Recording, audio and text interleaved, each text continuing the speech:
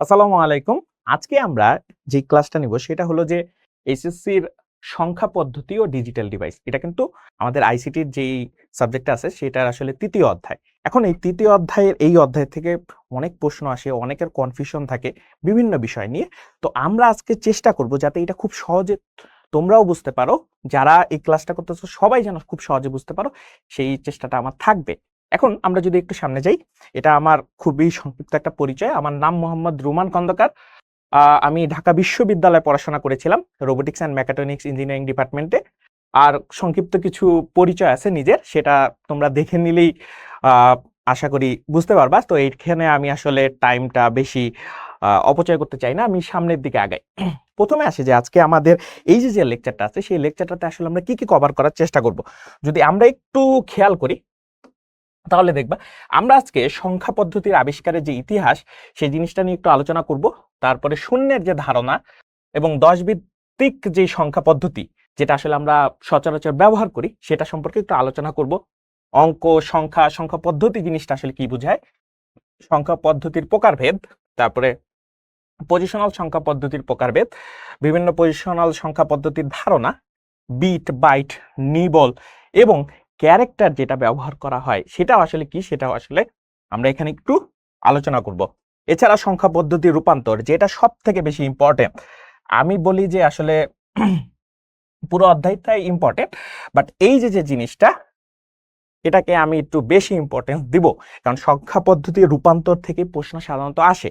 তো আমরা এটা নিয়ে আলোচনা করব। এখানে অনেক কনফিউশন থাকে, আশা করা যায় যে এটা আসলে একটা ক্লাস দেখলেই সংখ্যা পদ্ধতির রূপান্তর এটা নিয়ে যে মনে করো যে কনফিউশনটা থাকে সেটা তোমাদের দূর হবে। আমরা যদি একটু সামনের দিকে আগাই, কিছু বেসিক আলোচনা করব। প্রথমে আসি সংখ্যা পদ্ধতির যে এই যে আমাদের আবিষ্কার হলো বা সংখ্যা পদ্ধতি কেন দরকার পড়লো সেটা নিয়ে যদি একটু আলোচনা করি। প্রথমে আসে যে ব্রাজিলের পিরাহা নামক আদিবাসী, এরা 1 এবং 2 থেকে বেশি গুনতে পারতো না, এবং যখন 1 এবং 2 এর বেশি হয়ে যেত তখন তারা সেটাকে অনেক বলে আসলে অভিহিত করার চেষ্টা করত। তারপর আদিম মানুষ যখন শিকারী হিসেবে বন জঙ্গলে ঘুরে বেড়াতো তখন হিসেব রাখা বা গোনার সেরকম প্রয়োজন আসলে হতো না, কারণ আসলে আমি দেখা গেল যে আমি আসলে শিকারী, আজকের জন্য আমার খাবার দরকার। মানুষ তো আসলে খাবার জন্যই আসলে এত পরিশ্রম করে, আমরা যেই যেই কাজই করি না কেন। তো তারা দেখা যেত যে শিকারে যেত, কোনো একটা পশুকে তারা শিকার করতো এবং সেটাই আসলে হয়তোবা পুরায় অথবা কাঁচাই হয়তোবা অনেক সময় খেয়ে ফেলতো। তো তখন আসলে তখন সংখ্যা বা গণনার আসলে ধারণার দরকার হয় না। কিন্তু ধীরে ধীরে একটা সময় পর যখন ব্যবসা বাণিজ্য এবং অনেক সময় এটাও আছে যখন কৃষিকাজ করা শুরু করে, তারপরে গবাদি পশু পালন করতে শুরু করে এবং শস্য ক্ষেত্রে চাষাবাদ যেটা আমরা কৃষিকাজে বলছিলাম সেটা করা, তারপরে গ্রাম, নগর, বন্দর গড়ে তুলে, এরকম যখন আসলে নতুন একটা জনপদের মতো মানুষের কি বলা যায় সভ্যতার বিবর্তন ঘটতে থাকে, তখন দেখা যায় যে আসলে গণনা জিনিসটা করা দরকার পড়ে। তখন এই গণনা জিনিসটার আসলে সূত্রপাত ঘটে, আমরা যেটা বলতে পারি। তো আমরা যদি একটু সামনের দিকে আগাই, তো আদিমকালে মানুষেরা গাছের ডালে, দেখা যায় যে গাছের ডালে বা হাড়ে দাগ কেটে কিংবা কড়ি, শামুক, নুড়ি পাথর সংগ্রহ করে সংখ্যার একটা হিসাব রাখার চেষ্টা করতো তারা। যদিও আসলে তারা এরকম হতো যে আজকে ধরা যাক যে তারা 3টা পশু শিকার করেছে, তখন হয়তো বা এরকম হতে পারে যে জাস্ট একটা দেয়ালে এরকম হতে পারে যে কোনো একটা গাছের ডাল বা হাড়ে বা কোথাও তারা যে গুহাতে থাকতো সেখানে হয়তো এরকম একটা দাগ দিল, 2টা শিকার করেছে এরকম 2টা দাগ, এইভাবে করে হয়তোবা তাদের বিভিন্ন ধরনের দাগের সিস্টেম ছিল। এক এক ধরনের সভ্যতার সংখ্যা পদ্ধতি এক এক রকম ছিল, যেটা হয়তোবা আমরা সামনে দেখতে পাবো। তো প্রথম যে সভ্যতা নিয়ে আসলে আমরা কথা বলবো সেটা হলো যে সুমেরিয়ান, ব্যাবিলিয়ান এবং মিশরীয় সভ্যতা। তো এই যুগে এই 2 জায়গাতেই দেখা যায় কি সংখ্যার প্রথম লিখিত যে রূপটা সেটা আসলে পাওয়া যায়। তো আমাদের এই যে 2 সভ্যতা, যে ব্যাবিলিয়ন বা মিশরীয় সভ্যতা, সেখানে আসলে দেখা যাচ্ছে যে তাদের কি হয়েছে, যেটা হয়েছে সেটা হলো যে প্রথম লিখিত রূপ সংখ্যার, বা তারা একটা সংখ্যাকে প্রকাশ করার জন্য লিখিত কোনো একটা মাধ্যম তৈরি করেছিল। আমরা যদি সামনের দিকে যাই, এখানে একটা জিনিস দেখতে পাবো যে সুমেরিয়ান ব্যাবিলিয়ন সংখ্যা ছিল 60 ভিত্তিক এবং মিশরীয় সংখ্যা ছিল 10 ভিত্তিক। যদিও এখানে 60 ভিত্তিক বলা হয়েছে এবং এখানে 10 ভিত্তিক বলা হয়েছে, যেটা বর্তমানে প্রচলিত যে সংখ্যা পদ্ধতি আছে তার থেকে অনেক অনেক ভিন্ন ছিল। যদি আমরা একটু এদিকটাই দেখি, যেমন ইজিপশিয়ান যে নাম্বারগুলো ছিল সেগুলি ছিল অনেকটা এমন, যেমন 1কে বোঝাতে তারা একটা দাগ দিত, 2কে বোঝাতে তারা 2টা দাগ দিত, এবং যখন 10-এর কাছাকাছি চলে আসতো তখন আবার দেখা যেত যে তারা এরকম উল্টা ইউ এর মতো চিহ্ন ব্যবহার করত। আবার যদি এখানে আসি, এই পদ্ধতিটা যখন ব্যাবিলিয়নরা ইউজ করে তখন তারা জিনিসটাকে করত যে 60 ভিত্তিক আমরা যেটা বলেছিলাম, তো 60 ভিত্তিক এই পদ্ধতিটা তারা ব্যবহার করা শুরু করে এবং তাদের এই পদ্ধতিটা খুব ইন্টারেস্টিং একটা পদ্ধতি ছিল। যেমন তারা ধরা যাক যে, যেমন এখানে আমরা একটা জিনিস দিয়েছি, অনেকটা এমন সংখ্যা ছিল, এটাকে তারা 1 হিসেবে গণ্য করত, মানে 1 হিসেবে তারা গণ্য করত, এবং আমি যদি 2টা এরকম পরপর লিখতাম তখন তারা সেটাকে 2 হিসেবে গণ্য করত। এভাবে যতগুলা লিখতাম তত সংখ্যক আমাদের গণনার কাজে তারা ব্যবহার করত। এভাবে তাদের সিস্টেমে আসলে তারা গণনা করার চেষ্টা করত। তো আমরা যদি আরেকটু সামনে যাই, এখানে আরো কয়েকটা সভ্যতার কথা বলা আছে। যেমন পরবর্তীকালে আরো 3টি সভ্যতার সাথে সংখ্যা পদ্ধতি গড়ে ওঠে, যেমন মায়ান সভ্যতা, চীন সভ্যতা এবং ভারতীয় সভ্যতা। মায়ান সংখ্যা পদ্ধতি ছিল 20 ভিত্তিক এবং চীন এবং ভারতীয় সংখ্যা পদ্ধতি ছিল 10 ভিত্তিক। এবং এই কয়েকটার মধ্যে সব থেকে আধুনিক একটা পদ্ধতি ছিল, বা আমরা আধুনিক পদ্ধতি যেটা বলি বা আধুনিক পদ্ধতির কাছাকাছি, এটাকে আমরা আধুনিক পদ্ধতি বলতাম, ভারতীয় পদ্ধতি। কারণ এই পদ্ধতি আসলে পরবর্তী সময়ে আধুনিকে আমরা যে ধরনের সংখ্যা ব্যবহার করে থাকি বা যে ধরনের সংখ্যা পদ্ধতি ব্যবহার করে থাকি তার সাথে অনেক অনেক মিল পাওয়া যায়। এবং এখানে কিন্তু আমরা সেই মায়ান সংখ্যা পদ্ধতি যেটা রয়েছে সেটার একটা চিত্র দেখতে পাচ্ছি, যেখানে আসলে 20-এর মাধ্যমে তারা গণনা করার চেষ্টা করত। 0 হলে এই ধরনের সংখ্যা ব্যবহার করত, 1-এর জন্য তারা এরকম ডট ইউজ করত, এবং যত আস্তে আস্তে আরো বাড়তে থাকতো তখন দেখা যেত কি তারা এভাবে ব্যবহার করছে। 5 হলে তারা একটা ড্যাশ জাতীয় চিহ্ন ব্যবহার করত। তো আমরা যদি আরেকটু সামনে যাই, এখন শূন্যের ধারণা খুবই একটা ইন্টারেস্টিং একটা জিনিস। যেমন সুমেরিয়ান ব্যাবিলিয়ন যে সংখ্যা পদ্ধতি ছিল এবং মিশরীয় যে সংখ্যা পদ্ধতিটা ছিল, সেখানে কোনো কিছু না থাকলে সেটি বোঝানোর জন্য চিহ্ন ব্যবহার করা হতো যদিও, কিন্তু সেই চিহ্নটা আসলেই যে শূন্য সেটা আসলে আমরা বলতে পারি না। তারা সেটাকে ব্যবহার করার জন্য অন্য কোনো সংখ্যা আসলে ব্যবহার করত, কিন্তু সেটা মোটেও গাণিতিক যে সংখ্যা আমরা যে বর্তমানে শূন্য দেখি সেই শূন্য ছিল না। এটা কিন্তু বোঝার দরকার রয়েছে। তারপরে যেটা আমরা একটু দেখব সেটা হলো যে প্রয়োজনের কারণে সব সংখ্যা পদ্ধতি শূন্যের জন্য একটি চিহ্ন থাকলেও প্রকৃত অর্থে শূন্যকে একটি সংখ্যা হিসেবে ধরে সেটিকে সংখ্যা পদ্ধতি নিয়ে এসে গণিতে ব্যবহার করে ভারতীয়রা। এটা কিন্তু একটা ইম্পর্টেন্ট একটা তথ্য। এই কারণেই দেখবা শূন্য নিয়ে যে কাজ করছে এমন একজন ব্যক্তির যদি আমরা নাম বলি তখন কিন্তু আমরা একজন ভারতীয় নাম বলি, যেটা আমরা কিছুক্ষণ পরে আবার দেখতে পাবো। তো এই শূন্য আবিষ্কারকে আধুনিক গণিতের একটি অন্যতম যুগান্তকারী আবিষ্কার হিসেবে বিবেচনা করা হয়। তো এই জিনিসটা আমি যখন তৈরি করছিলাম তখন একটা জিনিস ভাবছিলাম যে এতগুলো সভ্যতা ছিল, এই সভ্যতার মধ্যে তারা হয়তো বা সংখ্যা পদ্ধতি এক এক সময় এক এক ভাবে ইউজ করেছে, কিন্তু তারা শূন্যকে ব্যবহার করেনি কখনো। কিন্তু ভারতীয়রা এই শূন্যকে যখন ব্যবহার করা শুরু করে তখন দেখা গিয়েছে সংখ্যা পদ্ধতি ব্যবহার করা খুবই সহজ হয়ে গিয়েছে এবং সেটা সবাই ব্যবহার করতে স্বাচ্ছন্দ্য বোধ করে। তাহলে জীবনে সবসময় অনেক সময় আমরা এরকম ব্যর্থতায় কিন্তু পড়ি, তখন মনে হয় নিজেকে শূন্য, কিন্তু মনে রাখবা শূন্য অনেক সময় জীবনের খুব গুরুত্বপূর্ণ একটা অংশ হয়ে উঠতে পারে। তো এই জিনিসটা যখন আমি রেডি করছিলাম তখন এই জিনিসটা আমার কাছে রিয়ালাইজ হয়েছিল যে আসলে সেই জিনিসটা হয়তো বা তোমাদেরকে বলি। তো যদি আমরা একটু সামনের দিকে যাই, এখানে কি দেওয়া আছে যে শূন্য ব্যবহারের ফলে সংখ্যা পদ্ধতিতে বিস্ময়কর অগ্রগতি হলেও খ্রিস্টীয় শাসকরা শূন্যকে শয়তানের রূপ বিবেচনা করায় দীর্ঘদিন সেটিকে টিকিয়ে রাখার চেষ্টা করেছিল। এরকম আসলে আমরা ইতিহাস থেকে জানতে পারি। তবে শূন্যকে আসলে বোঝাতে আমরা ফাঁকা, নফর, খালি বা নিছক বিচ্ছেদ পৃথক করার জন্য শুধুমাত্র একটি প্রতীক হিসেবে শূন্যের ধারণা নয়, শূন্যের কিন্তু আরো তাৎপর্য রয়েছে। শূন্যকে সংখ্যা হিসেবে সকল গাণিতিক প্রক্রিয়া ব্যবহারের ধারণা আনুমানিক 600 খ্রিস্টাব্দে সর্বপ্রথম ভারতীয় গণিতবিদ, যেই ভারতীয় নাম আমি কিছুক্ষণ আগে মেনশন করার চেষ্টা করেছিলাম, আর্যভট্ট উদ্ভাবন করেছিলেন। এটা আসলে আশা করি তোমাদের অধিকাংশই জানো যে আর্যভট্ট কিন্তু শূন্য আবিষ্কার করেছিলেন। এছাড়া পরবর্তী সময়ে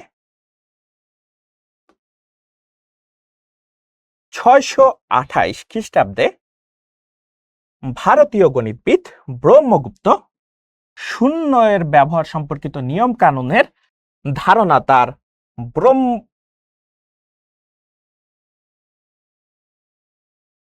সেই ধারণাটা যেটি দেন সেটি হলো ব্রহ্মস্ফুট সিদ্ধান্ত, এরকম একটা গ্রন্থ ছিল। যদি সংস্কৃত জিনিসটা আমাদের গ্রন্থ, তো সেই গ্রন্থে তিনি এটার একটা ধারণা দিয়েছিলেন।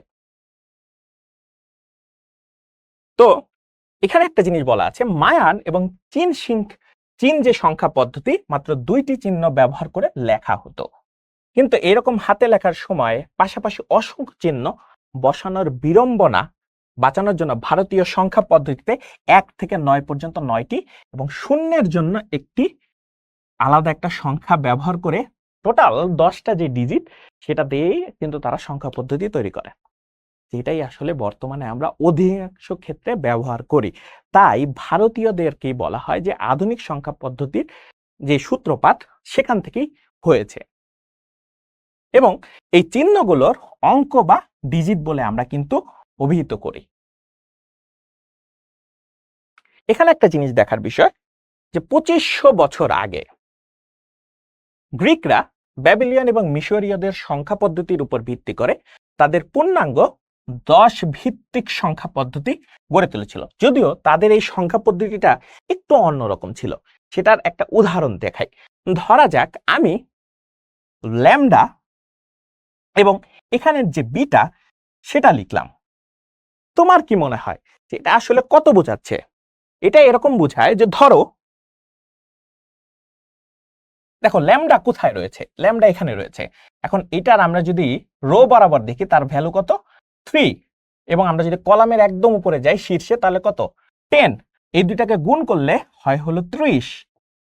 এবং বিটা এর ভ্যালু কত, বিটার যদি ভ্যালু দেখি এখানে 2 এবং এখানে 1, এবং 2 আর 1 যদি গুণ করি তাহলে আসে কত 2।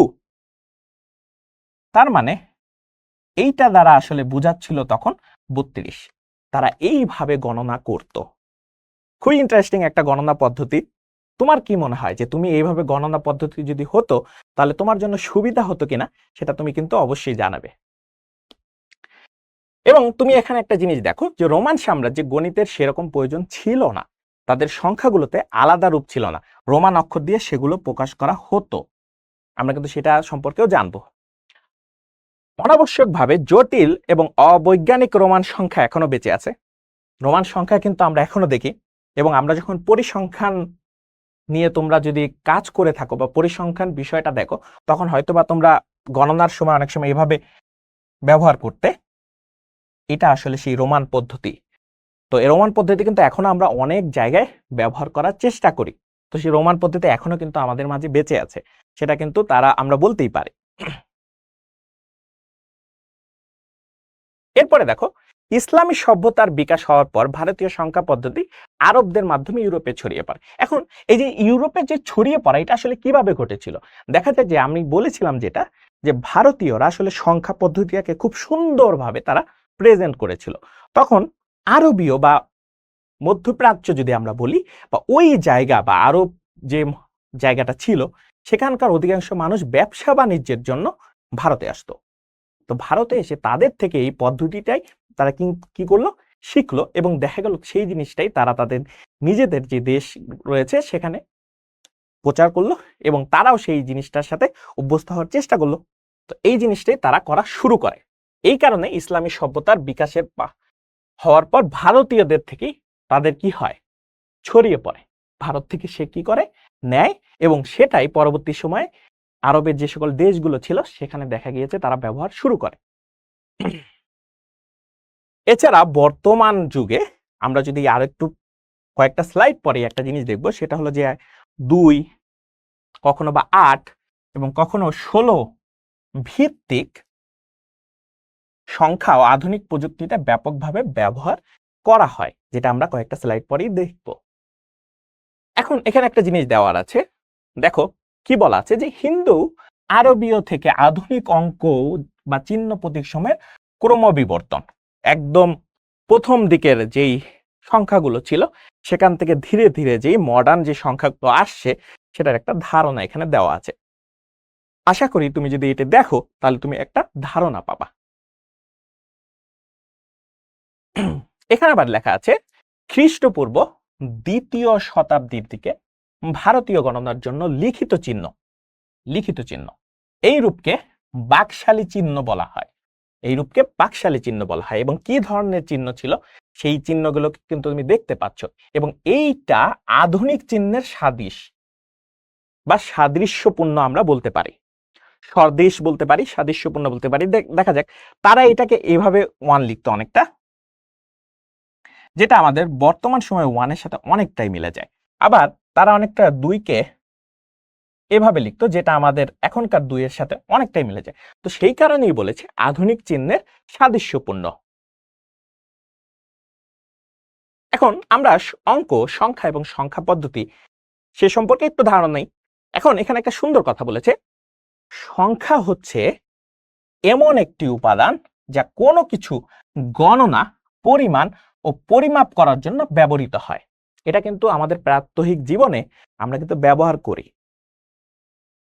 সংখ্যাকে প্রকাশ করার জন্য বিভিন্ন প্রতীক বা চিহ্ন ব্যবহার করা হয়, এইগুলোকে অঙ্ক বা ডিজিট বলা হয়, এবং সংখ্যা তৈরির ক্ষুদ্রতম প্রতীকই হলো অঙ্ক। তাহলে আমরা বলতে পারি সংখ্যা তৈরির ক্ষুদ্রতম প্রতীক হলো অঙ্ক। এটা আসলে কিন্তু তোমরাও বুঝতে পারো। এবং তাহলে যদি আমরা সংখ্যা পদ্ধতির যদি একটা সংজ্ঞায়ন দাঁড় করানোর চেষ্টা করি, তাহলে সেটা অনেকটা দাঁড়াবে এমন: সংখ্যাকে প্রকাশ করার এবং গণনা করার পদ্ধতিকেই সংখ্যা পদ্ধতি বলা হয়। এখন সংখ্যা পদ্ধতির প্রকারভেদটা জানা দরকার। আমরা সংখ্যা পদ্ধতির প্রকারভেদকে অবস্থানের উপর নির্ভর করে 2 ভাবে চিন্তা করতে পারি। কিভাবে?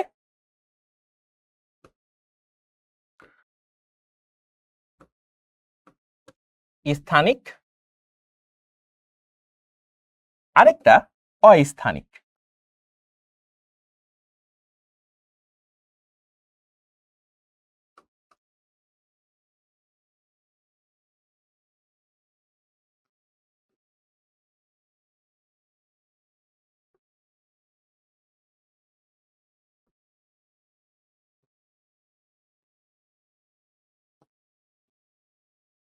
এখন স্থানিক, এটাকে আমরা অনেক সময় পজিশনাল নাম্বার সিস্টেম বলি।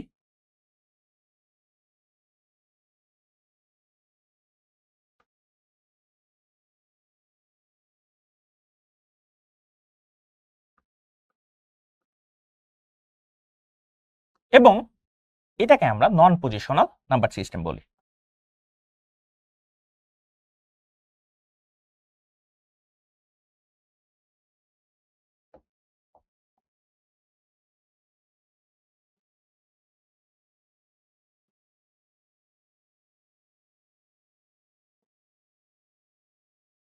এক্ষেত্রে এটাকে আমরা কি বলি? স্থানিক সংখ্যা পদ্ধতির যে বিষয়বস্তুতা বা বৈশিষ্ট্য সেটা অনেকটা এমন যে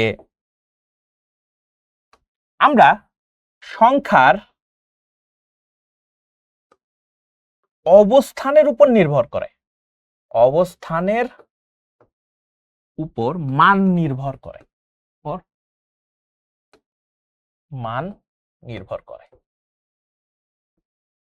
বিষয়টাকে খুব সহজে আমরা উদাহরণ দেই। ধরো তোমার কাছে এই জিনিসটা আছে, ধরো তুমি 93 লিখলা। এখন এই সংখ্যাটাকে যদি আমি পরিবর্তন করে এটা করি, তাহলে দেখো দুইটা সংখ্যার মধ্যে কতটা পার্থক্য তৈরি হয় শুধুমাত্র অবস্থানের পরিবর্তন ঘটানোর ফলে। কিন্তু অস্থানিক সংখ্যা পদ্ধতিতে এই জিনিসটা নাই, সংখ্যার অবস্থানের উপর মানটা আসলে নির্ভর করে না। যেমন তুমি যদি রোমান সংখ্যা পদ্ধতিতে 1 লিখো, এখন তোমার 2 দরকার, তুমি 2 লিখবা। এখন তোমার কি এটা ভাবার দরকার আছে তুমি বামে লিখবা নাকি ডানে লিখবা? দরকার নেই, তুমি এখানে লিখলেও সেটা 2 হতো, বা তুমি যদি ডানে লিখতা সেখানে কিন্তু 2 হতো। তো এই যে ধরনের সংখ্যা পদ্ধতিতে এসে সংখ্যার অবস্থানের উপর মান নির্ভর করে না, সব সময় মানটা সেমই থাকে, সেটা আলটিমেটলি আমাদের অস্থানিক সংখ্যা পদ্ধতি বা নন পজিশনাল নাম্বার সিস্টেম বলা হয়। এবং সংখ্যার অবস্থানের উপর যদি মান নির্ভর করে তখন সেটাকে পজিশনাল নাম্বার সিস্টেম বলা হয়। এখন এই পদ্ধতিতে একটি সংখ্যা যে প্রতীকগুলো দিয়ে প্রকাশ করা হয় সেই প্রতীকগুলো সংখ্যার অবস্থানের উপর ভিত্তি করে সংখ্যার মান কম বেশি হতে পারে। এটা কোন ধরনের সংখ্যা পদ্ধতিতে? পজিশনাল সংখ্যা পদ্ধতিতে। এখন এখানে কোনো একটি সংখ্যার মান বের করার জন্য প্রথমে কি দরকার? সংখ্যার নিজস্ব মান। সংখ্যার নিজস্ব মান। তারপরে যে সংখ্যা পদ্ধতি নিয়ে কাজ করতেছি সেই সংখ্যা পদ্ধতির বেজ।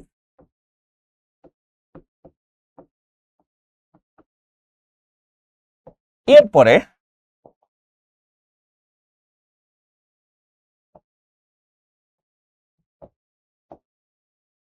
স্থানীয় মান, সংখ্যাটি স্থানীয় মান। এখন সংখ্যার নিজস্ব মান সংখ্যা পদ্ধতির বেজ। এই সংখ্যার নিজস্ব মান আর সংখ্যার স্থানীয় মান এটা আমরা একটু পরবর্তী স্লাইডে বুঝবো। তার আগে সংখ্যা পদ্ধতির বেজ জিনিসটাকে কি বোঝায় সেটা একটু বুঝি। যদিও আমরা এটা পরবর্তীতে জানবো, তাও একটু বলে দিই। সংখ্যা পদ্ধতির বেজ হলো ওই সংখ্যা পদ্ধতিতে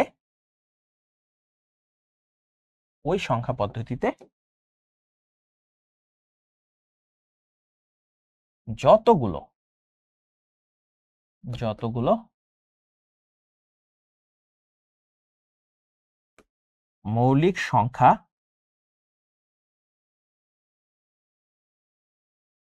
ব্যবহার করা হয়, এটা ওই সংখ্যা পদ্ধতির বেজ। এবং এই বেজ সম্পর্কে আমরা আরো একটু সামনে আরো ক্লিয়ার ভাবে বোঝার চেষ্টা করব। আমরা একটু যদি সামনের দিকে যাই, এখানে দেখুন সংখ্যাটির ব্যবহৃত অঙ্কগুলোর নিজস্ব মান এবং স্থানীয় মান দুটার পার্থক্যটা আসলে কি, বা এটা আসলে কি বোঝায়? ধরো আমার কাছে এরকম রয়েছে 9 7 6 3, ভালো না? আচ্ছা, এটা একটু দূরে চলে গেছে, এখন দূরে না দিয়ে একটু কাছাকাছি দেই, কি হয়? যদি কাছাকাছি দিই তাহলে যেটা হবে, এইটার মান তোমাকে যদি বের করতে বলি কত বলবা? 9763, তাই না? এখন স্থানীয় মান বলতে এটার মান আসলে 9, তুমি সেটা জানো। এটার নিজস্ব মান কত সেটা তুমি জানো। এটার নিজস্ব মান কত সেটাও তুমি জানো। এইটার নিজস্ব মান কত সেটাও তুমি জানো। মানে প্রত্যেকটা নিজস্ব মান আছে। নিজস্ব মান আরো কিভাবে হতে পারে? 9 অবশ্যই 7 এর থেকে বড়, সেটা তুমি জানো। 7 অবশ্যই 6 এর থেকে বড়, সেটাও তুমি জানো। 6 অবশ্যই 3 এর থেকে বড়, এটা তাদের নিজস্ব মান। এখন স্থানীয় মানটা কি? দেখো এই জিনিসটাকে কি তুমি এভাবে বলো কিনা যে 9000, তোমার কাছে 9000 ছিল, তারপরে তোমার কাছে 700 কিছু আসলো, তারপরে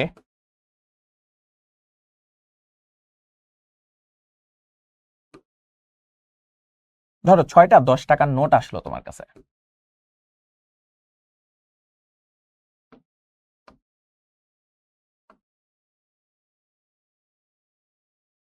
দশ টাকার নোট আসলো এবং অবশেষে 3 আসলো। তার মানে এখন তাদের অবস্থানের উপর নির্ভর করে, দেখো আমি 9 এর পাশে 9000 লিখেছি, তার মানে দেখো 9000, 700, 6 10, মানে 10টা, মানে 10 গুণিতক আকারে আমাদের কিন্তু বাড়তেছে, যদিও গুণিতক আকারে বলতে পারি, বা 10 গুণ গুণ করে বাড়তেছে, গুণিতক একেবারে বলা যায় না। তো এখন যদি আমরা এখানে একটু দেই, এটাকে আমরা এভাবে লিখতে পারি 9 × 1000 plus 7 into 100 plus 6 into 10 plus 3 into 1।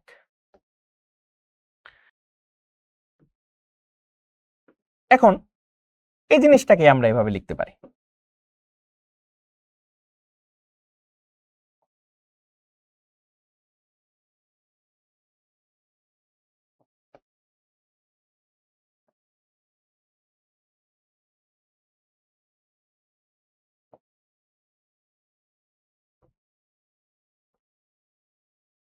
তো এইভাবে করে যখন লিখতেছি তখন আশা করি তুমি বুঝতে পেরেছো তাদের অবস্থানের উপর নির্ভর করে এভাবে করে 10 করে গুণ করে বাড়তেছে। এটার একদম প্রাথমিকে 10-এর পাওয়ার ছিল 0 এবং আস্তে আস্তে পাওয়ার কিন্তু বাড়তেছে। তো এইভাবে করে কিন্তু আমাদের নিজস্ব মান এবং স্থানীয় মানের মধ্যে একটা পার্থক্য আছে। তার মানে স্থানীয় মান অবশ্যই অবস্থানের উপর নির্ভর করে, আর নিজস্ব মান সবসময় তার নিজের যে মানটা, যেমন এখানে দেখো 3-এর মান 3ই রয়েছে, 6-এর মান 6ই রয়েছে, 7-এর মান 7ই রয়েছে এবং 9-এর মান 9ই রয়েছে। শুধুমাত্র অবস্থানের উপর নির্ভর করে 10-এর পাওয়ার আকারে আমাদের কিন্তু গুণ হচ্ছে। এটাই আসলে নিজস্ব মান এবং স্থানীয় মানের মধ্যে মূল পার্থক্য। এখন MSD, LSD, radix point, decimal point বা ইন্টিজার ফ্র্যাকশন, এই জিনিসটা কি? একটা মনে করো উদাহরণ নেই, যদি উদাহরণ নেই তুমি বুঝতে পারবে। ধরো এরকম একটা সংখ্যা,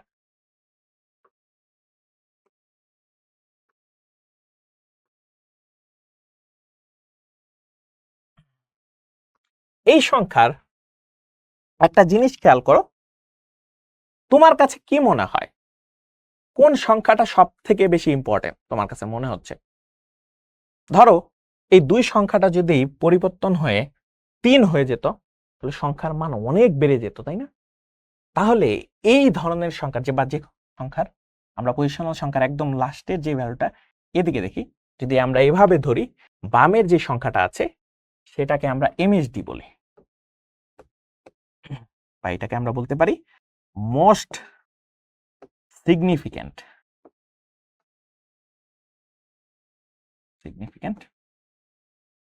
ডিজিট। এবং এই সংখ্যাটাকে আমরা বলা হয় এলএসডি, লিস্ট সিগনিফিক্যান্ট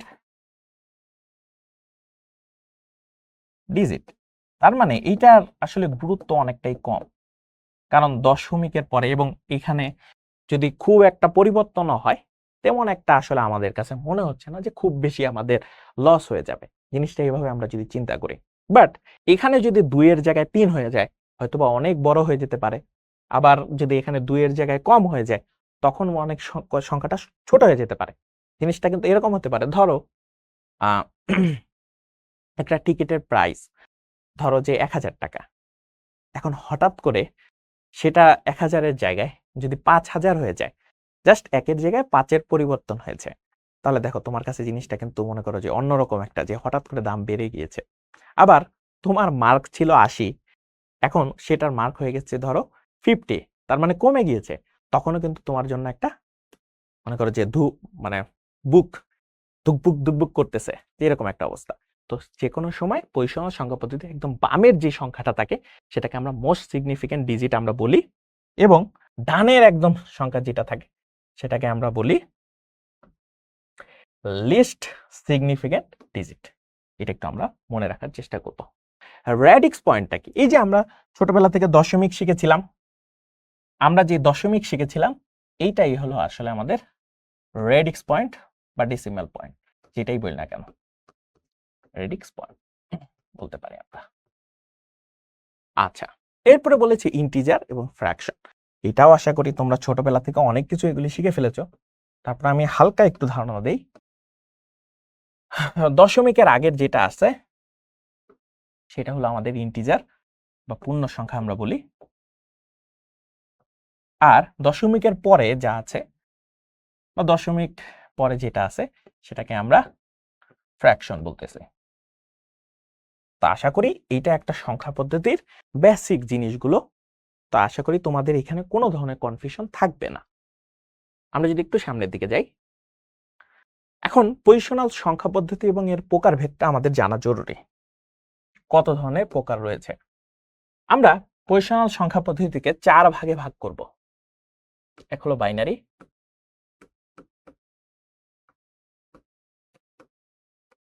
তারপর রয়েছে অক্টাল,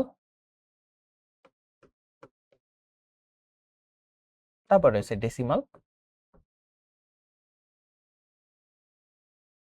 তারপর রয়েছে হেক্সাডেসিমাল। এই 4 ধরনের পদ্ধতি আমরা আমাদের বইতে দেওয়া আছে। আমাদের বই বলতে তোমাদের বই অবশ্যই। তো সেই বইতে এই পজিশনাল সংখ্যা পদ্ধতির 4টা দেওয়া আছে, বাইনারি, অক্টাল, ডেসিমাল এবং হেক্সাডেসিমাল। এখন এই 4টা পদ্ধতির বেস কত, কি কি আসলে প্রতীক ব্যবহার করা হয়, বা চিহ্ন বা অঙ্ক বা ডিজিট আমি যদি বলি তাহলে কি কি ব্যবহার করে সেগুলি একটু আমরা জানি। প্রথমে আসে ডেসিমাল সংখ্যা পদ্ধতি। ডেসিমাল কিন্তু আমরা সবাই চিনি এবং আমরা প্রাত্যহিক জীবনে যেটা বেশি ব্যবহার করি সেটাই কিন্তু ডেসিমাল। আমরা প্রাত্যহিক জীবনেই ব্যবহার করি। এর ভিত্তি কত? এর ভিত্তি হলো 10। ডিজিট বা অঙ্কসমূহ, অঙ্কসমূহ কি দেখো, 0, 1, 2, 3, 4, 5, 6, 7, 8 এবং 9। এটা কিন্তু 10। অনেকে আবার ভাইব না, ভাইয়া 9 পর্যন্ত আছে, তাহলে এটা কিভাবে 10 হলো? 0 থেকে গণনা করো, দেখবা যে 10টা চলে এসেছে। এখন মোট ডিজিটের সংখ্যা কয়টা? মোট ডিজিটের সংখ্যা অবশ্যই 10টা, যেটা আসলে তার যে ভিত্তি ছিল 10টা, সেটা সমান। এখন দেখো, যেটা বলেছিলাম, এই যে ভিত্তি এটাই আসলে বেসিক্যালি বেজ। আমরা কিছুক্ষণ আগে বেজ পড়েছিলাম, এই বেজ বা ভিত্তি একই জিনিস। তার মানে এই 10 বলতে আমরা কি বুঝাই? যতগুলা ইউনিক ডিজিট রয়েছে। ইউনিক ডিজিট ডেসিমালে কয়টা রয়েছে? 10টা। যে সামনে যাই, বাইনারিতে। বাইনারি আমরা হয়তোবা অনেকে শুনেছি, আবার অনেকে হয়তোবা শুনিনি। বাইনারি ভিত্তি কিন্তু 2। ডিজিট বা অঙ্ক সমূহ কয়টা? 2টা, অবশ্যই 0 এবং 1। মোট ডিজিটের সংখ্যা অবশ্যই 2টা। বাইনারিতে কিন্তু 0 এবং 1 ছাড়া অন্য কোনো সংখ্যা নেই। বাইনারি সংখ্যা পদ্ধতির 0 এবং 1 এর তাৎপর্য কি আছে? তাৎপর্য হলো ডিজিটাল ডিভাইস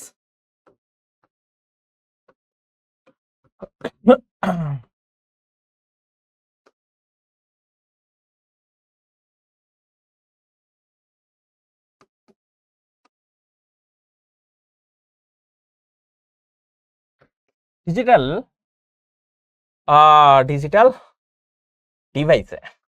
ডিজিটাল ডিভাইসে ইলেকট্রিক্যাল সিগন্যাল আসলে ব্যবহৃত হয়।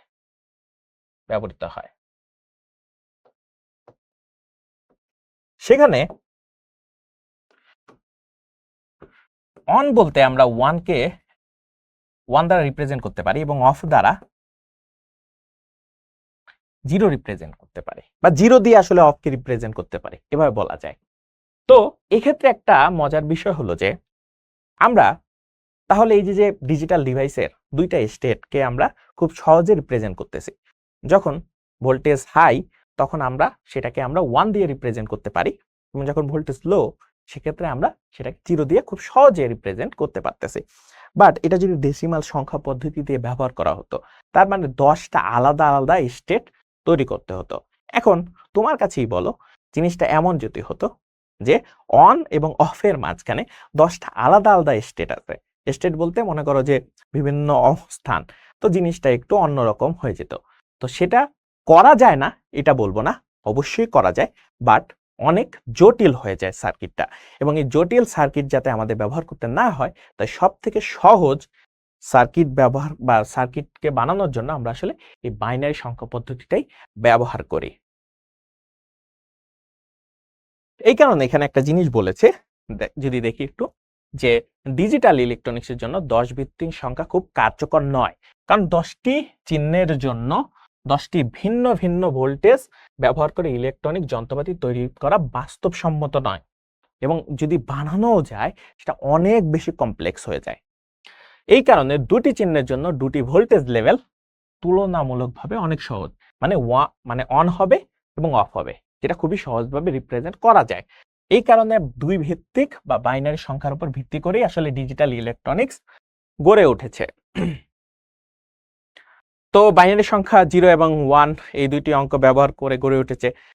তবে সেখানে কোনো সংখ্যাকে প্রকাশ করার জন্য তুলনামূলকভাবে বেশি অঙ্ক ব্যবহার করা ছাড়া বাইনারি সিস্টেমে আর তেমন সীমাবদ্ধতা নেই।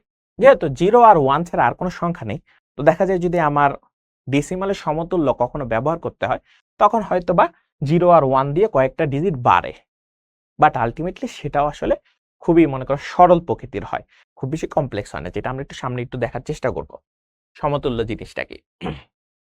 এখন অক্টাল একটু জানি। অক্টাল হলো যে সংখ্যা পদ্ধতিতে 8টি অঙ্ক বা চিহ্ন ব্যবহার করে তাকে অক্টাল সংখ্যা পদ্ধতি বলা হয়, এবং কম্পিউটারের অভ্যন্তরীণ বিভিন্ন কাজের জন্য এই পদ্ধতি কিছু ক্ষেত্রে ব্যবহৃত হয়। এখন এই পদ্ধতিতে ব্যবহৃত ডিজিট গুলা কি? 0, 1, 2, 3, 4, 5, 6, 7। তার মানে অক্টালের ভিত্তি কত? ভিত্তি 8 এবং সংখ্যা আসলে বলতে পারি 0 থেকে 7। এটা হলো অক্টালের ক্ষেত্রে টোটাল 8টা ইউনিক ডিজিট। এবং এখানে একটা ইনফরমেশন আমরা দিয়ে দিই, সেটা হলো যে সুইডেনের রাজা সপ্তম চার্লস অক্টাল সংখ্যা পদ্ধতি উদ্ভাবন করেন। এখন আধুনিক কম্পিউটার তৈরির প্রাথমিক অবস্থা এবং ইউনিক সিস্টেমে অক্টাল সংখ্যা পদ্ধতি এখনো ব্যবহার করা হয় বা ব্যবহৃত হয়। এখন হেক্সাডেসিমালের ক্ষেত্রে দেখো, যে সংখ্যা পদ্ধতিতে 16টি অঙ্ক, তার মানে বেস কত? বেস হলো 16 বা ভিত্তি কত?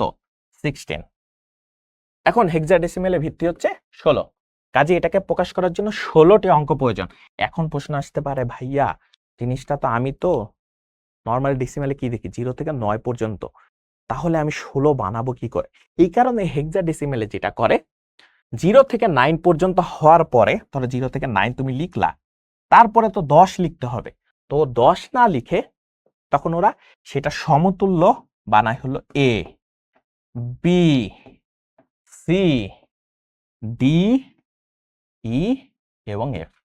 টোটাল যদি তুমি গণনা করো, এখানে আমরা পাইতেছি 10টা, 11, 12, 13, 14, 15, 16, টোটাল 16টা ইউনিক ডিজিট আমরা আসলে এখান থেকে পাই।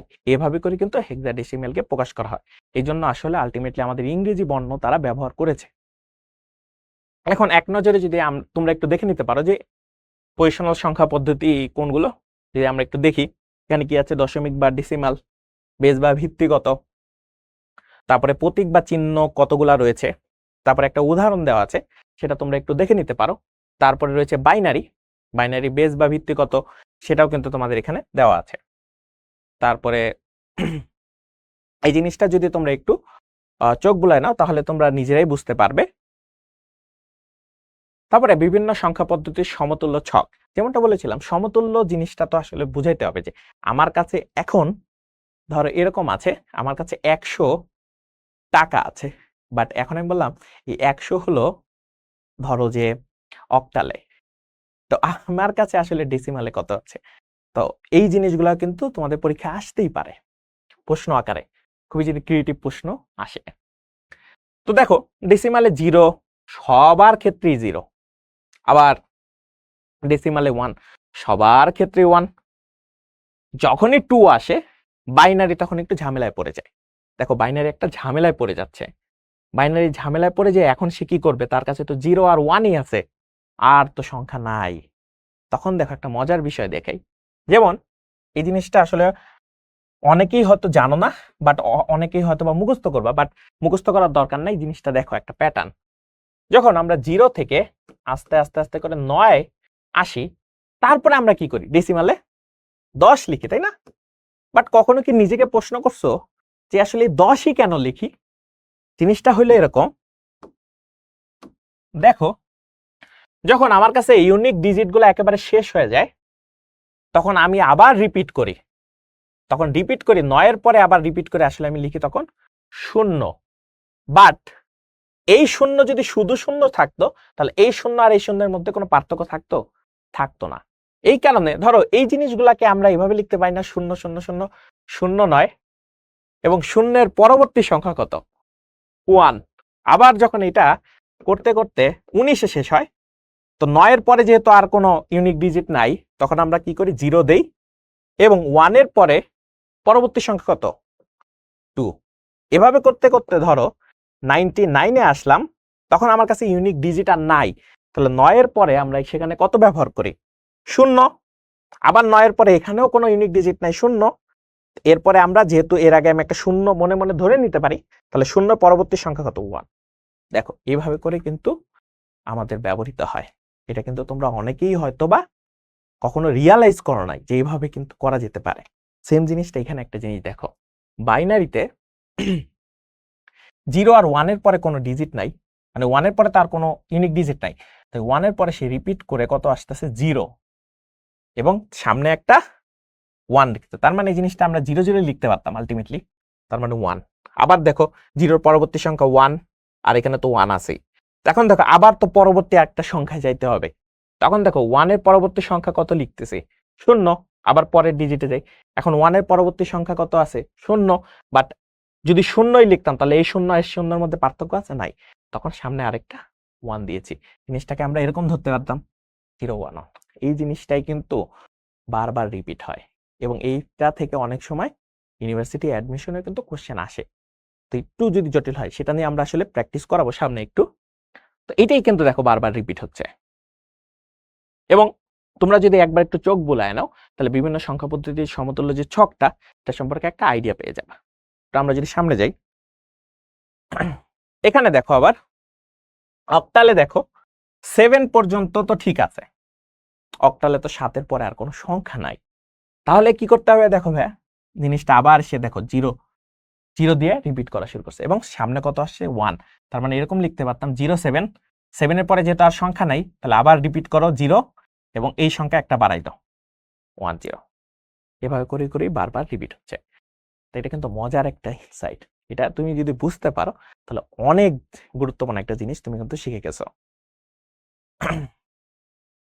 এটা তোমরা একটু দেখে নিতে পারো। এখন বিট, বাইট, নিবল এবং ক্যারেক্টারের ধারণা আসলে কি? 0 1 এই জিনিসগুলাকে বিট বলা হয়, মানে এক একটা আলাদা আলাদা ডিজিটকেই আমরা কি বলতেছি বিট বলতেছি। 0 আর 1 এই যে বাইনারি অঙ্ক বা ডিজিট, এগুলি এক একটাকে আমরা এক একটা বিট বলতেছি। 0 একটা বিট, 1 একটা বিট। তারপরে বাইট বলতে কি বোঝায়? 1 বাইট, এটা মানে যদি 8টা বিট আমি কোনো জায়গায় রিপ্রেজেন্ট করি, সেটাকে আমরা 1 বাইট দ্বারা আসলে লিখতে পারবো। 1 নিবল কত? 1 নিবল দ্বারা 4 বিটকে বোঝানো হয়, বুঝতে পারছি? এবং 1 ক্যারেক্টার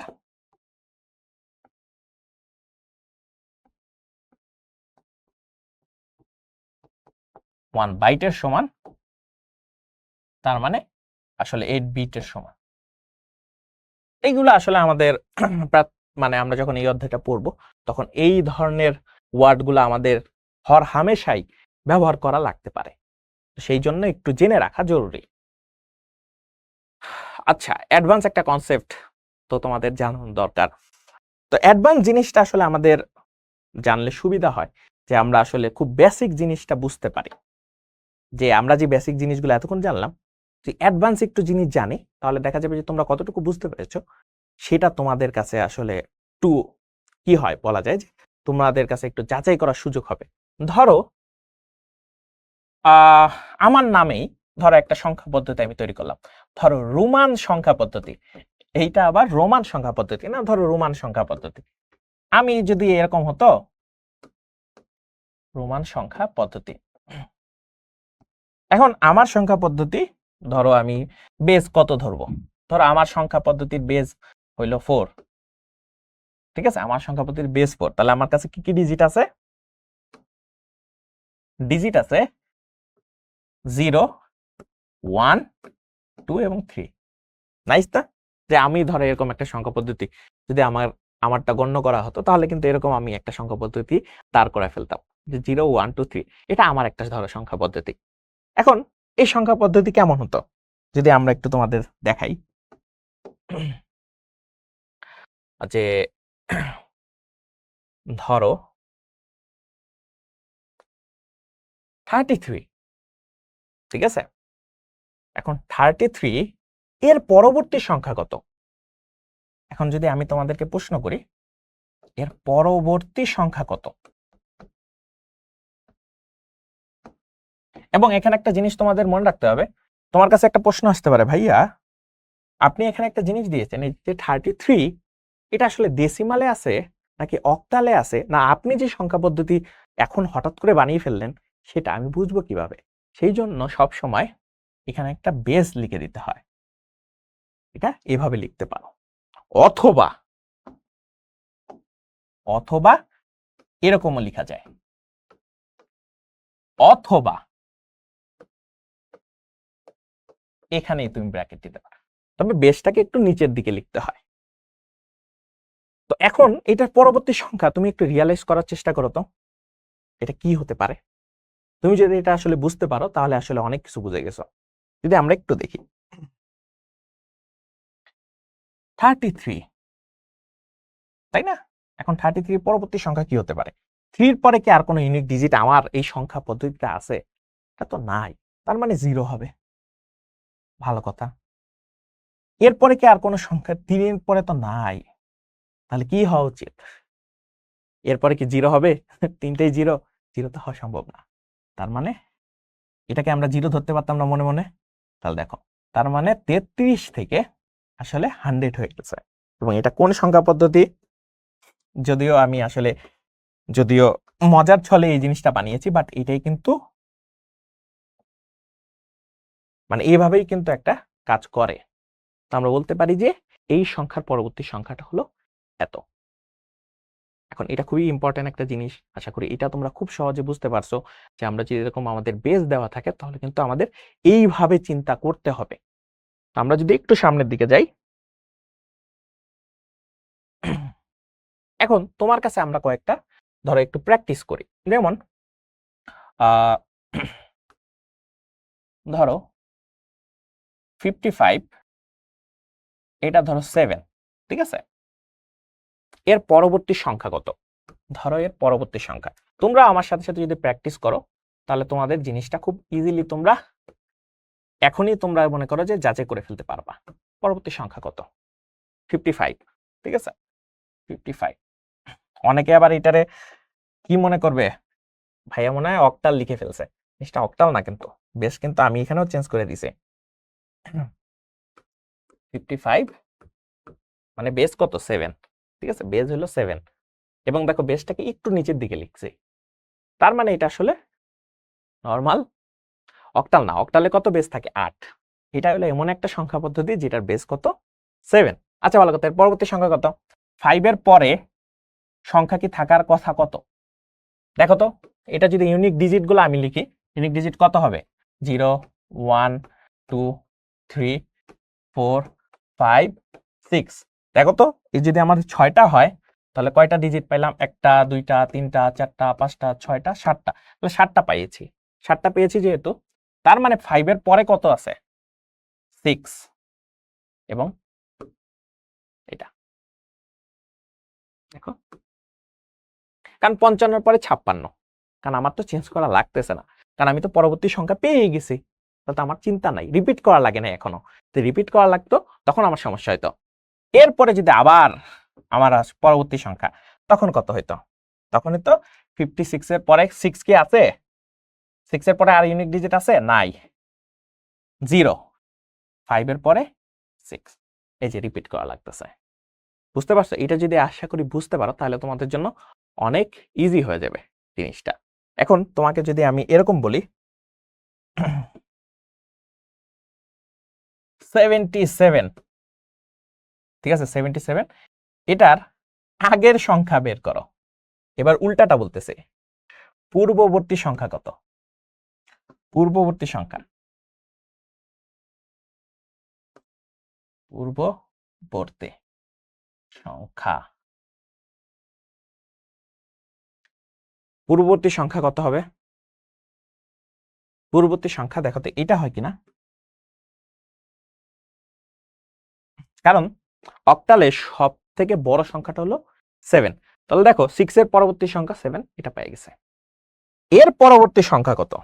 এটা তো পূর্ববর্তী সংখ্যা পাইলাম। এখন যদি আমি পরবর্তী সংখ্যা আবার এখানে দেখি যে পরবর্তী সংখ্যা কত, পরবর্তী সংখ্যা কত? 7 এর পরে কি আর কোনো ইউনিক ডিজিট আছে অক্টালে? অক্টালে কোনো ইউনিক ডিজিট নাই, তার মানে 0 দিয়ে আবার রিপিট করা শুরু করব। আবার 7 পড়ে গেছে, তার মানে 1। এটা কিন্তু খুবই ইম্পর্টেন্ট একটা জিনিস, দেখতে পাচ্ছ কত ইন্টারেস্টিং একটা জিনিস। এবং এদের এখন একটা জিনিস যদি বলি, এদের মধ্যবর্তী পার্থক্য কত? এটা তোমাদের কাছে একটা প্রশ্ন রয়ে গেল, এদের মধ্যবর্তী পার্থক্য কত? এটা দেখবো যে তোমরা আসলে একটু ভাবার চেষ্টা করবা যে এই দুইটা সংখ্যার মধ্যবর্তী পার্থক্য কত এবং এই দুইটা সংখ্যার মধ্যবর্তী পার্থক্য কত। এটা তোমাদের কাছে আমার একটা প্রশ্ন রয়ে ভাববা, মধ্যবর্তী পার্থক্য কত দুইটা সংখ্যার মধ্যে। তার মানে এইটার সাথে এইটার পার্থক্য কত এবং এইটার সাথে এইটার পার্থক্য কত, অবশ্যই অক্টালি প্রকাশ করার চেষ্টা করবা। এখন আমরা নন পজিশনাল কিছু সংখ্যা পদ্ধতি বলেছিলাম, যেখানে বলেছিলাম যে অবস্থানের উপর কি করে না, অবস্থানের উপর নির্ভর করে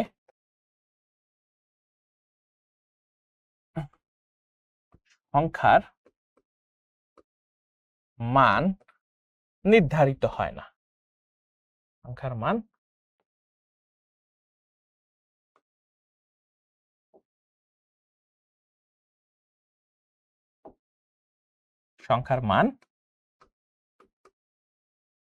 নির্ধারিত হয় না। তার মানে অবস্থানের উপর নির্ভর করে সংখ্যার মান নির্ধারিত হয় না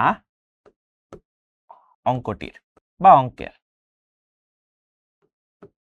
তার মানে যে অঙ্ক বা ডিজিট আমরা চিন্তা ভাবনা করতেছি, বলতেছি যে অবস্থানের উপর নির্ভর করে সংখ্যার মান নির্ধারিত হয় না, সংখ্যার মান নির্ধারিত হয় না অঙ্কের। হ্যাঁ, অনেকটা এরকমই জিনিসটা হলো যে এখানে যে ডিজিট গুলা আছে, সেই ডিজিট গুলা দেখো প্রত্যেকটার ভ্যালু ফিক্সড করেই দেওয়া আছে যে ওইটা 1 হবে, যখন 10 হবে তখন আমরা এই উল্টা লিখবো। তো এইভাবেই সব সময় থাকবে, ও আগে পরে ডানে বামে যেখানে থাকবে ওইটা ম্যাটার করে না। এটাই আসলে নন পজিশনাল সংখ্যা পদ্ধতির একটা বৈশিষ্ট্য।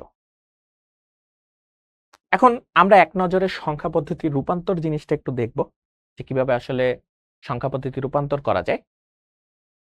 যেখানে প্রথম গ্রুপে আমরা বলতে পারি যে অক্টাল থেকে বাইনারি এবং বাইনারি থেকে যে অক্টাল সেটা রূপান্তরটা দেখানো যাবে, দেন বাইনারি থেকে অক্টাল এটাও রূপান্তর দেখানো যাবে, দেন হেক্সাডেসিমাল থেকে বাইনারি এবং বাইনারি থেকে হেক্সাডেসিমাল, এটা আরেকটা গ্রুপ। তারপরে আছে অক্টাল থেকে হেক্সাডেসিমালের রূপান্তর এবং হেক্সাডেসিমাল থেকে অক্টালের রূপান্তর। এখন একটা জিনিস আমি এখানে একটু তোমাদের হিন্ট দিয়ে রাখি, সেটা হলো যে এখানে যে তিনটা গ্রুপ আছে এটা তুলনামূলক ইজি।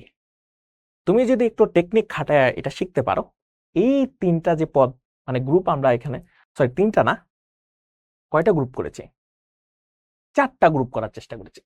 আমরা 4টা গ্রুপ করার চেষ্টা করেছি। এই 4টা গ্রুপ মোটামুটি সহজ, খুব সহজেই করা যায়। এবং দেখা যায় কি অনেক সময় অবজেক্টিভে বা এমসিকিউ যেটা বলি না কেন সেখানে অনেক সময় এটা দিয়ে দেয়, এই গ্রুপগুলো করা একটু ইজি। বাট তুমি যদি ট্রেডিশনাল পদ্ধতিতে যাও অনেক সময় একটু কঠিন হয়ে যেতে পারে, বাট আমি কিছু দেখাই দেবো যেটা আসলে খুবই ইজি হয়ে যায়। এরপরে আসে বাইনারি থেকে দশমিক, অক্টাল থেকে দশমিক, হেক্সাডেসিমাল থেকে দশমিক, দশমিক থেকে বাইনারি, দশমিক থেকে অক্টাল, দশমিক থেকে হেক্সাডেসিমাল। এখানে একটা জিনিস দেখো, এই দশমিকের রূপান্তর এই জিনিসটাকে আমরা একটা গ্রুপে রাখছি এবং দশমিক থেকে আবার বাকিগুলাতে আরেকটা গ্রুপে রাখছি। এগুলা সাধারণত আমাদের যে সিকিউ থাকে, সিকিউ প্রশ্নে এই গ্রুপ 5 এবং 6 থেকেই 5 এবং 6 থেকেই আসলে কোশ্চেন আসে নরমালি, এবং এটা আসলে হিসেব করতে হয়। তবে আমিও একটা জিনিস শিখাই দেবো যাতে তোমার সবসময় মনে থাকে যে কিভাবে এটা করা যেতে পারে। এবং আরেকটা আছে যে কোনো বেস থেকে যে কোনো বেসে আমাদের রূপান্তর হতে পারে। এখন একটা জিনিস বলি, তোমরা এই যে লেকচারটা দেখতেছো সেটা আমাদের ইউটিউবে দেওয়া আছে।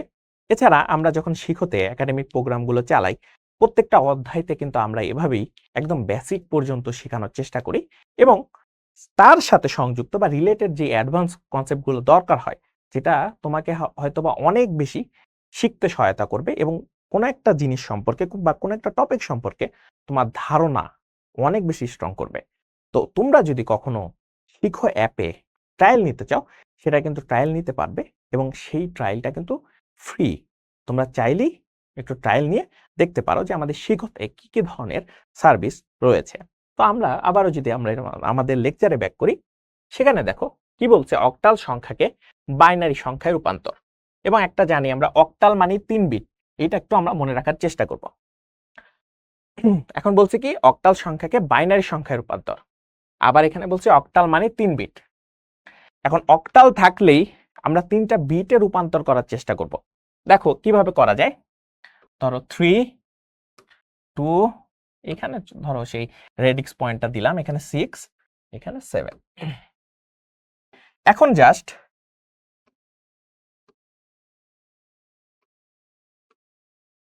তুমি যদি এইটার সমতুল্য বাইনারি গুলা লিখে ফেলতে পারো, তাহলেই তোমার হয়ে গেছে।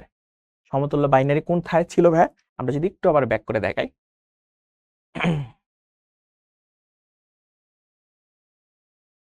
এখানে দেখো এই যে সমতুল্য বাইনারি ছিল, অক্টালের সমতুল্য বাইনারি, এই যে অক্টালের সমতুল্য বাইনারি, সমতুল্য বাইনারি, সমতুল্য বাইনারি। এখন প্রশ্ন আসতে পারে, ভাইয়া এগুলি এতগুলা মুখস্থ করব, তাহলে তো আসলে ভাল লাগবে না। আপনি বলেছিলেন যে খুব সহজে করা যায়, কিন্তু এইভাবে মুখস্থ করা তো সম্ভব না। আসলে মনে রাখাটা এইভাবে সম্ভব না। তাহলে একটু আমরা টেকনিক খাটাই করি।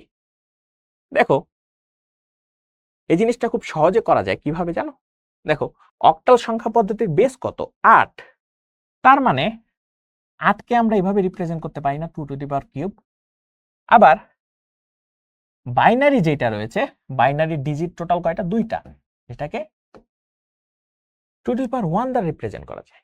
এই কারণে মজার ছলেই আমরা বলে ফেলি, আমরা এটা আসলে যেভাবে আসলে রিপ্রেজেন্ট করা যায়, 3টা বিট যদি আমরা আসলে বানাই নিতে পারি, তাহলেই কিন্তু আলটিমেটলি অক্টাল রূপান্তর করা যায়।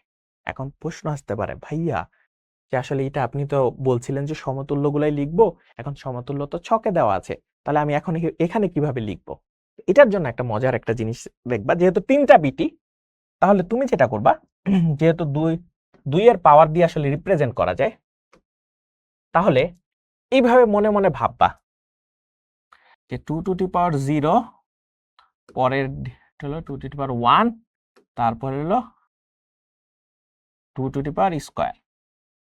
ভাই এটা কি লিখলেন? এটা ওই যে আমাদের স্থানীয় মানের কথা মনে আছে? স্থানীয় মানে যে অবস্থানের পরিবর্তন। এখন দেখো আমরা যখন ডেসিমালে রূপান্তর করি, তখন কিন্তু 10-এর এরকম পাওয়ার আকারে আকারে বাড়তে থাকে। যেহেতু মনে করো বাইনারি 2 আকারে বাড়তে থাকে। অক্টালের ক্ষেত্রে আমার 8, তার মানে 3টা বাইনারি ডিজিট দিয়ে রিপ্রেজেন্ট করা যায়।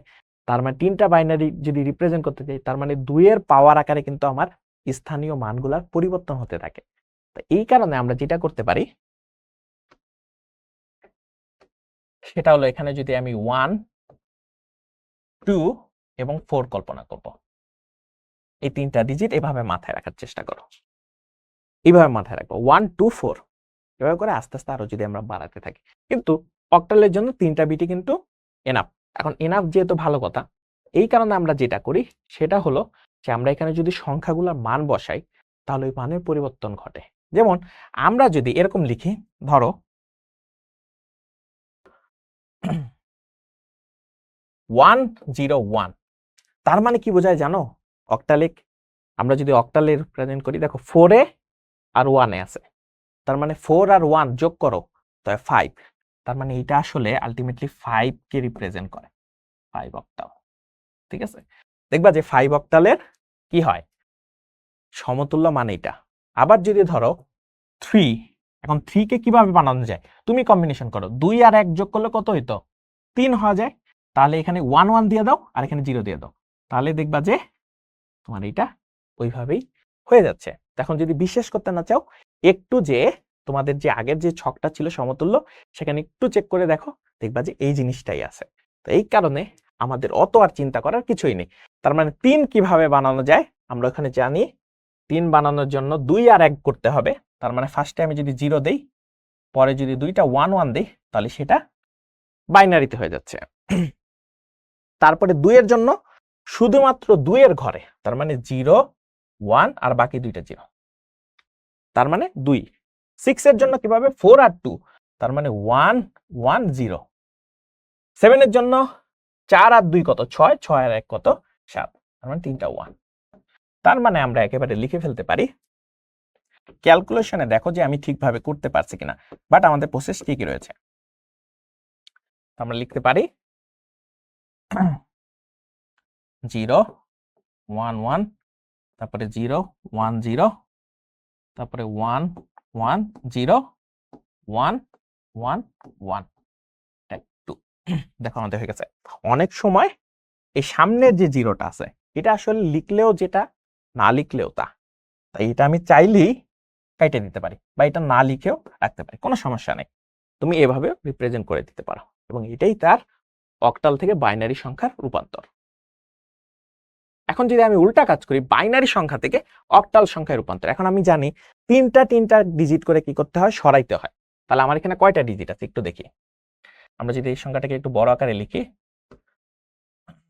1 1 0 1 0, দেখো আমি ঠিকভাবে লিখছি কিনা, 1 0 0 1। এখন ভাইয়া বলছিলেন 3টা করে ডিজিট নেব। তো ডিজিট দেওয়ার ক্ষেত্রে আমরা দশমিকের এখান থেকে বামে শুরু করব, আবার এখান থেকে আবার ডানে দিয়ে শুরু করব। তো দেখো এটা 3টা ডিজিট হয়ে গেছে, এইখানে কিন্তু 2টা ডিজিট। সমস্যা হয়ে গেল না? কোনো সমস্যা নেই, একটা 0 সামনে বসে নাও না, কোনো প্যারা নাই। আবার যদি এখানে দেখো 3টা ডিজিটের জন্য পেয়ে গেছি, এখানে নাই, তুমি মনে মনে 2টা 0 ধরে নাও, সমস্যা তো নাই। এটা আসলে খুবই সহজ একটা বেসিক জিনিস, যে কখন কোন জায়গায় আমাদের 0 অ্যাড করলে আমাদের কোনো মানে অসুবিধা হয় না, সেটা তোমরা জানো। তাহলে এইটা দেখো তো কতর জন্য হয়। এটা যদি আমরা মনে মনে এইভাবে লিখতাম, যদি এরকম হয়তো, ফার্স্টে হয় 1, পরেরটা 2, তারপরটা 4, এভাবেই আমরা মনে রাখছিলাম না? তো এখন দেখো 1 এর ঘরেও 0, এখানে 0, তার মানে শুধুমাত্র 2 এর ঘরে আছে, তার মানে এটা আসলে সংখ্যা কত 2।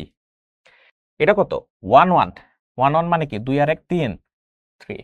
পরের সংখ্যাটা কত, পরের সংখ্যাটা কত 1 0 0, 1 শুধুমাত্র আছে 4 এ, আর এটা কত 1 0 0, তার মানে এটা 1 0 0, তার মানে কি আমাদের ডাবল 4 আসতেছে, ডাবল 4। আগের সংখ্যাটাই আসলো নাকি? না, এটা আলাদা একটা সংখ্যা দিছে। তাহলে আমাদের জিনিসটা হলো, আমরা যদি এই সংখ্যাটা লিখি 1 1 0 1 0,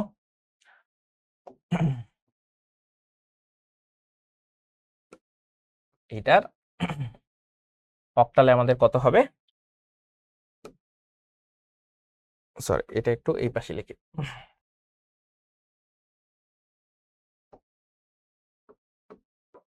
তার মানে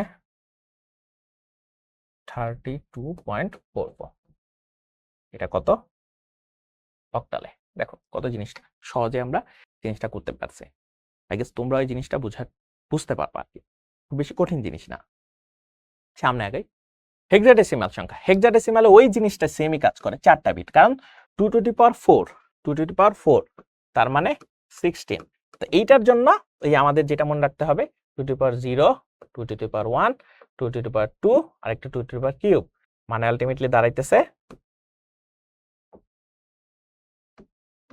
কত, দাঁড়াইতেছে এখানে 1, এখানে 2, এখানে হলো 4, 4 এর পর 8, এইভাবে কম্বিনেশন করে জাস্ট যোগ করে করে যত সংখ্যা বাড়তে থাকে ওইটা তুমি বানাই নিবা, তাহলেই তোমার জন্য ইজিলি হয়ে যাবে। তাহলে আমরা যদি একটু দেখি কত আছে, 3, তারপরে 7, তারপরে বি। এখন আমরা যদি একটু সাজানোর চেষ্টা করি, এইটার জন্য 4টা, এইটার জন্য 4টা, এবং বি এর জন্য 4টা আসবে। ঠিক আছে, এখন 4টার জন্য কি করি, এখন 3 বানানো যায় কিভাবে একটু দেখি। 3 বানানো যায়, এখানে যদি দেখি 2 আর 1 করলে কি হয়ে যায়, 3 হয়ে যায়। তার মানে 1 1 আর বাকি দুইটা কি 0। 7 এর জন্য 4 2 1, 4 আর 2 কত 6, 6 আর 1 কত 7, 7 মানে 3টা। বাট এখানে অনেকে ভুল করবা, দেখো এখানে 3টা 1 দিছো, ভালো কথা, তোমার মনে হয় যে 7 হয়ে গেছে, কিন্তু সামনে একটা কিন্তু 0 দিতে হবে, কারণ বলছে কি হেক্সাডেসিমাল মানে 4 বিট। তার মানে ওই 8 এর জন্য যেহেতু কাজে লাগতেছে না, তাও এখানে 0 বসাইতে হবে, কারণ ওই যে দেখো 0 বাকিগুলো বসাইলেই কিন্তু কি হয়ে যায়, আমার 7 আসে। বি এর জন্য, এখন বি এর তো মনে করো যে ভ্যালু তো নাই মনে হয়, তাহলে বি এর ভ্যালু কত ধরবো, তাহলে একটু আমরা এখানে দেখি। দেখো 9 এর পরে এ আসতো, এ এর পরে বি আসতো, এইভাবে করে করে যাইতো। তো এই কারণে সমতুল্য মান ধরা হয়, যদিও 10 আসলে লেখা উচিত না, সমতুল্য মান অনেক সময় এইভাবে আসলে কনসিডার করা হয়, মনে মনে আর কি কনসিডার করা হয় যে যদি থাকতো তাহলে এ এর সমতুল্য মান হয়তো 10 থাকতো, যদিও হেক্সাডেসিমালে 10 আলাদা, এরকম 10 আর কি আলাদা ভ্যালু আছে। তো এই কারণেই ওইটাকে 10 মনে মনে ধরা হয়। তাহলে বি এর ভ্যালু তো 11 বানাইতে হবে জোর করে, জোর করে না, আসলে আলটিমেটলি জোর তো করা লাগতেছে না, মিলে যাবে। তো দেখো 11 এর জন্য কিভাবে করব, দেখো 8 আর 4 কত হয়ে যায়, 12 হয়ে যায়, দরকার আছে এইভাবে করা যায়।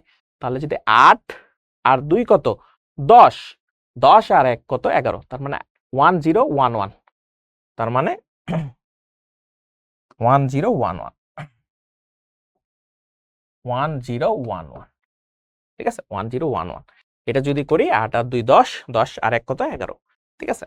এখন এটাকে আমরা খুব সুন্দরভাবে লিখে ফেলতে পারি, 37.b16 থেকে আমাদের যদি বাইনারিতে রূপান্তর, যেহেতু তার মানে ফার্স্টের 2টা 0 লেখার দরকার নাই, ওইটা জাস্ট ক্যালকুলেশন যাতে সুন্দরভাবে হয় সেটা লেখার জন্য লিখছিলাম 0 1 1 2। খুব সুন্দরভাবে আমরা কিন্তু এটা করে ফেলছি। আমরা যদি আগের গুলাও দেখি, তো দেখি এখানে আমরা বাইনারি থেকে অক্টালে করেছিলাম, এখানে আমরা অক্টাল থেকে বাইনারি করেছিলাম, দুইটা জিনিস হয়ে গেল। এখন যদি আমরা সামনে দেখি বাইনারি থেকে সংখ্যাকে হেক্সাডেসিমালে রূপান্তর, ভালো কথা। এখন আবারও কিভাবে কনসিডার করতে হবে দেখি, আমরা এখানে কয়টা 1 আছে, 1টা 2টা 3টা 4টা 5টা 6টা 7টা, 7টা 1 তারপর একটা 0। এই কারণে বড় করে লেখার চেষ্টা করবো একটু, বা আলাদা একটু, তাহলে 4 6 7 আর একটা 0, তারপর এখানে আবার কয়টা, 1টা 2টা 3টা 4টা 5টা 6টা 7টা 8টা, 8টা আছে, ভালো।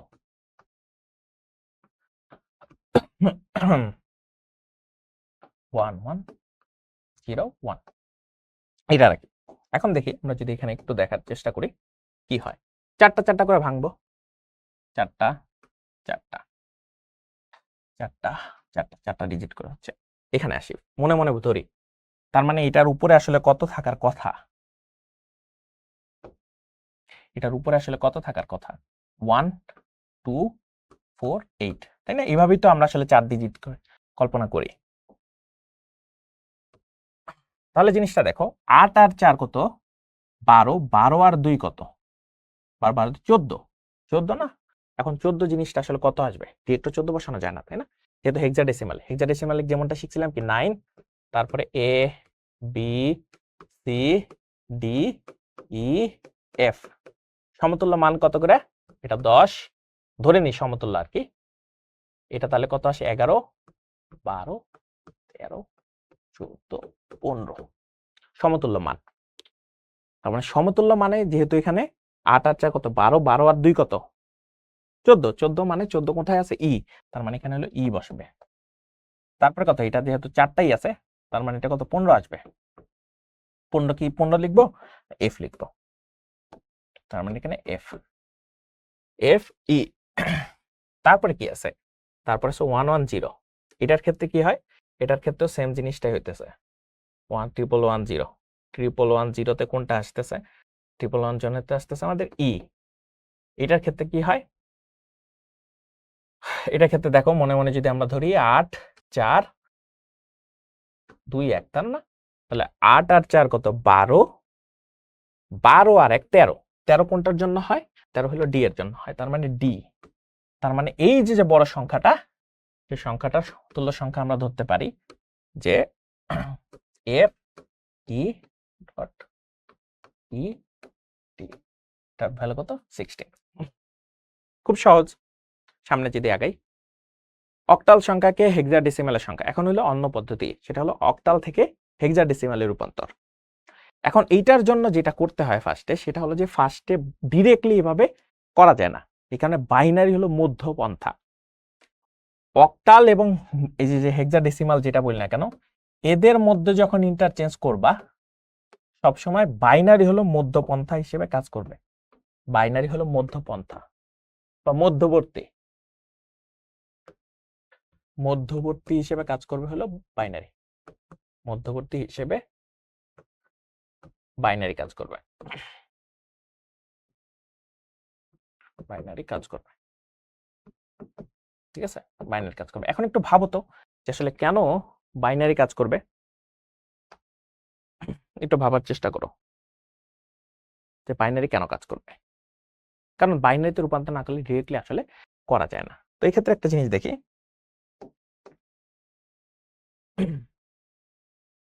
বাইনারি যদি করি তার মানে 3.0.26, ঠিক আছে। তাহলে ফার্স্টে আমরা এটাকে বাইনারিতে, 3 ভ্যালু কত, যেহেতু বাইনারিতে করব তার মানে অক্টাল থেকে বাইনারি করতেছি, তার মানে 0 1 1 যদি করি তাহলে এটা চলে আসতেছে, এর জন্য 0 0 0 চলে আসতেছে। এরপরে 2 যে জিনিসটা আছে, এই 2 এর জন্য আমাদের ভ্যালু আসতেছে কত, 0 1 0। তারপরে এখান থেকে 6 এর জন্য কিভাবে বানানো যায়, 1 1 0, তার মানে 4 আর 2 6। ভালো কথা, এই সংখ্যা তো পেয়ে গেছি। এবার এই জিনিসটাকে এখন আবার চারটা চারটা করে করার চেষ্টা করব। যেহেতু এখানে একটা দশমিক আছে, দশমিকের জন্য এখানে একটা 4 ঘর নিতেছি, আর এখানে ধরো আরো 2টা 0 বানাই নিতেছি জোর করে, আর এখানে ধরো 4টা হইতেছে, আর বাকি 2টার জন্য 2টা 0 0।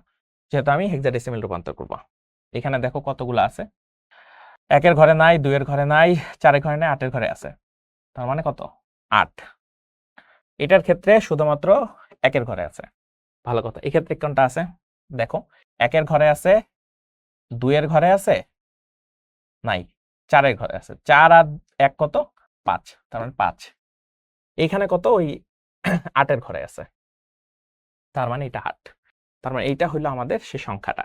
তার মানে এটার আমরা লিখতে পারি 18.5816, 18.5816। এটা কিন্তু খুব সহজ। তাহলে যদি সামনে যাই, এখানে দেখো বিএডি হেক্সাডেসিমাল সংখ্যাকে অক্টাল সংখ্যায় রূপান্তর। বিএতে যাই, ইতে যাই, ডিতে যাই, কিসে রূপান্তর করতে হবে ফার্স্টে, বাইনারিতে, তিনটার জন্য। এখন বি এর ভ্যালু কত আমরা জানি 11। 11 কিভাবে বানানো যায়, 8 আর 2 কত 10, 10 11। ই এর ভ্যালু কত, ই এর ভ্যালু হলো 14 হিসাব করলে, তাহলে 8 আর 4 12, 12 আর 2 14, তার মানে ই চলে আসতেছে। ডি এর ভ্যালু কত দেখো, এ বি সি ডি, তার মানে 10 11 12 13, তার মানে ই এর আগে 13। 13 কিভাবে বানা যায়, 8 আর 13 বানানোর জন্য যেটা লাগবে সেটা হলো যে 1, মানে 8 আর 4 12, 12 আর 1 13 হয়ে গেল। এটা তো ফার্স্টে, এখন আমি বাইনারিতে রূপান্তর করলাম। এরপর আমাদের কিসে রূপান্তর করতে হবে, রূপান্তর করতে হবে অক্টালে। তার মানে 3টা নিলাম, 3টা নিলাম, এখানে 3টা নিলাম, আবার এখানে 3টা নিলাম, এখানে তো 3টা আছে।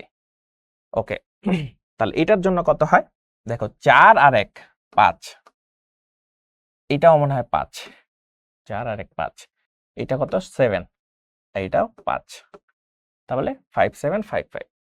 তার মানে এটা আমরা লিখতে পারি 5 7 5 5। এটা কত, এটার ক্ষেত্রে দেখো কোনোটা কিন্তু 8-এ যায়নি, কারণ অক্টালে সর্বোচ্চ ডিজিট কত 7। জিনিসটা খুবই দেখো সহজভাবে আমরা করে ফেলতে পারছি। আশা করি ক্যালকুলেশনে হয়তো বা একটু দেখে নিও যে ক্যালকুলেশন ঠিকঠাক আছে কিনা, বাট পদ্ধতি এরকমই, ক্যালকুলেশন ঠিক থাকার কথা। এরপরে বাইনারি থেকে সরি ডেসিমাল থেকে বাকিগুলাতে, ডেসিমাল থেকে ধরো এই তিনটাতে বাইনারি একবারে দেখাই দেওয়া যাবে, জিনিসটা দেখবা যে কত সহজ। বাইনারি, তারপরে অক্টাল, হেক্সাডেসিমাল, একবারে আমরা শিখে ফেলবো যে ডেসিমাল থেকে যদি আমাদের বাকিগুলাতে রূপান্তর করা লাগে তখন আমরা কি করব। দেখো একটু দেখি, চেষ্টা করি পারি কিনা। ধরো আমরা তিনটা ঘর করার চেষ্টা করি, তিনটা তিনটা তিনটা, ভালো কথা। ধরো আমরা ডেসিমাল কত নিয়ে কাজ করব, ধরো 65 নিয়ে কাজ করতেছে। ধরো 65 ডেসিমাল সংখ্যা থেকে বাকিগুলো রূপান্তর করব আমরা, ঠিক আছে। এখন এটা রূপান্তর করার জন্য যেটা করতে হবে, ধরো এটা হলো আমাদের বাইনারি, এখানে বাইনারিতে রূপান্তর করব, ঠিক আছে, বাইনারিতে হবে আর কি। এখন বাইনারি বেস কত আমরা জানি, বেস হলো কত, বেস হলো 2, এটা আমরা জানি। তাহলে এই যে মনে করো ডেসিমালের যে সংখ্যাটা আছে,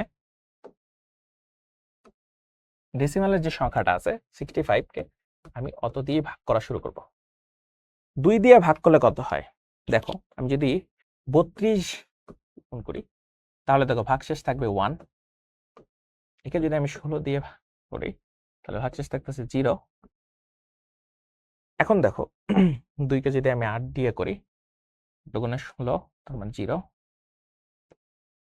গুণে 8,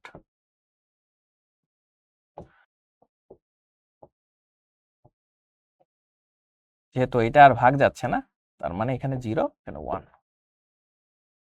এখন এখানে একটা মজার বিষয় হলো যে এখানে তোমার তাহলে সংখ্যাটা কত হবে, এখানে তোমার সংখ্যাটা হবে হলো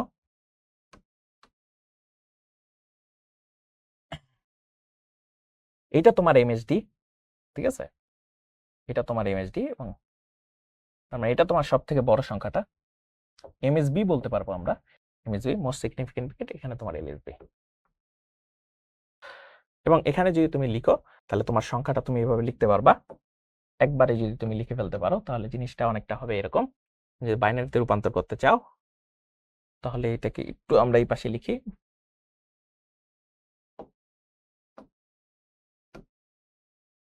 ধরো এখানে আমরা 65 লিখতেছিলাম, 65, তাহলে এটা বাইনারি কত দাঁড়াইলো, বাইনারি দাঁড়াইলো 1 1 0 1 2 3 4 5, 3 4 5 এবং 1, তার মানে এটা হলো তার সমতুল্য হয়ে গেল। সেম জিনিসটা এখন যদি আমার ক্ষেত্রে এরকম হয় যে আমার অক্টাল, ঠিক আছে, একই সংখ্যাকে বাইনারি ওই 65কেই আমরা করবো। অক্টালের কত হয় ছিল ভাই, আর একটু নিচে লিখি তাহলে ওইটা আমরা পরে আবার লিখতে পারবো। এখানে যদি আমরা এখানে অক্টালটা লিখি, অক্টালের ক্ষেত্রে বেস কত 8, তাহলে আমরা কত দিয়ে ভাগ করতে থাকবো, ভাগ করতে থাকবো 8 দিয়ে। সংখ্যাটা কত ছিল, সে সংখ্যাটা আমাদের 65। এখন 8 দিয়ে কত দিয়ে ভাগ করা যায় এটা একটু দেখি কত হয়। আমরা যদি একটু দেখি তোমাদের কাছে কি মনে হয় কত হবে, 8 কত, অবশ্যই 64, তাই না, 8 64, 64, তার মানে ভাগশেষ হয়ে যেতেছে কত 1, সরি ভুল লিখছি,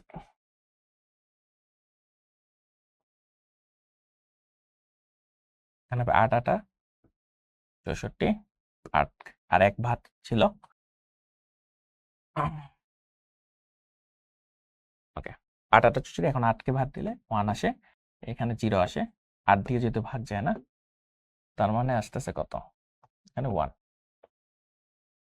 এখন এটার ক্ষেত্রেও আমরা যদি এইভাবে লিখি তাহলে জিনিসটা হবে এইভাবে, তার মানে আমার এখানে যদি একটু সুন্দর করে লেখা যায় সেটা হলো আমার দাঁড়াইতেছে 101, এটা কত তোমার বাইনারিতে, ঠিক আছে, এটা কিন্তু তোমাদের বাইনারিতে। সরি, বাইনারিতে না, এটা কিন্তু অক্টালে। তোমার কাছে মনে হতে পারে বাইনারিতে, বাট এটা আসলে অক্টালে হিসেব করলে। এরপর আসি হেক্সাডেসিমালের ক্ষেত্রে। ঠিক আছে, হেক্সাডেসিমালের ক্ষেত্রে কি হয়,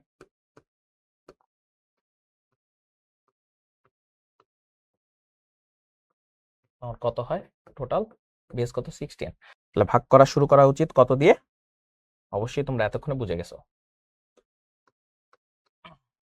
16 দিয়ে।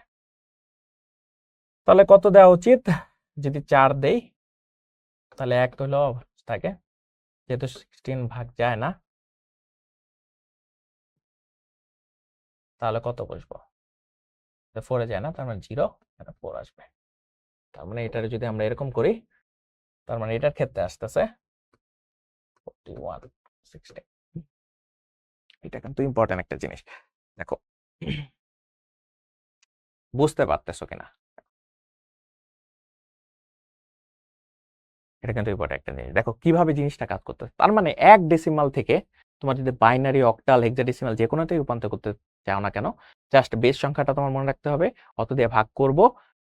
দেখো 2 দিয়ে যদি আমি 32 গুণ করি, আমি যদি এটা যদি ভাগফল করি তাহলে কিন্তু 64 চলে আসে এবং ভাগশেষ থাকে 1। এভাবে করতে করতে করতে করতে যখন দেখো 2 কিন্তু 1 দিয়ে ভাগ যায় না, তাই 0 এখানে লিখছি, U1টা এখানে লিখছি, দেন এইভাবে যদি সিরিয়ালে করি তাহলে আমার কিন্তু এটা চলে আসতেছে। এটা কিন্তু মনে রাখার চেষ্টা করবা। তার মানে ডেসিমাল থেকে বাকিগুলার ক্ষেত্রে করাটা ইজি। এখন ধরো যদি এরকম দেওয়া থাকে যে 0.258, এইটা হলো তোমার কত বাইনারি। এখন বাইনারি থেকে তুমি যদি অন্যগুলাতে করতে চাও তাহলে তোমার যেটা মনে রাখতে হবে, ধরো বাইনারিতে করলা, এখন দশমিকের জন্য একটু আলাদা হয়। ফার্স্টে কি করবা, এটা আবার একটু উল্টা কাজ হয়, 258 এটার সাথে গুণ করবা, যদি বাইনারিতে করো তাহলে 2 দ্বারা গুণ করবা। ঠিক আছে, একটু আমরা যদি গুণ করি কত আসে দেখি, যদি 0.258 একটু যদি আমরা 2 করি তাহলে 0. কত আসতেছে 516 আসতেছে।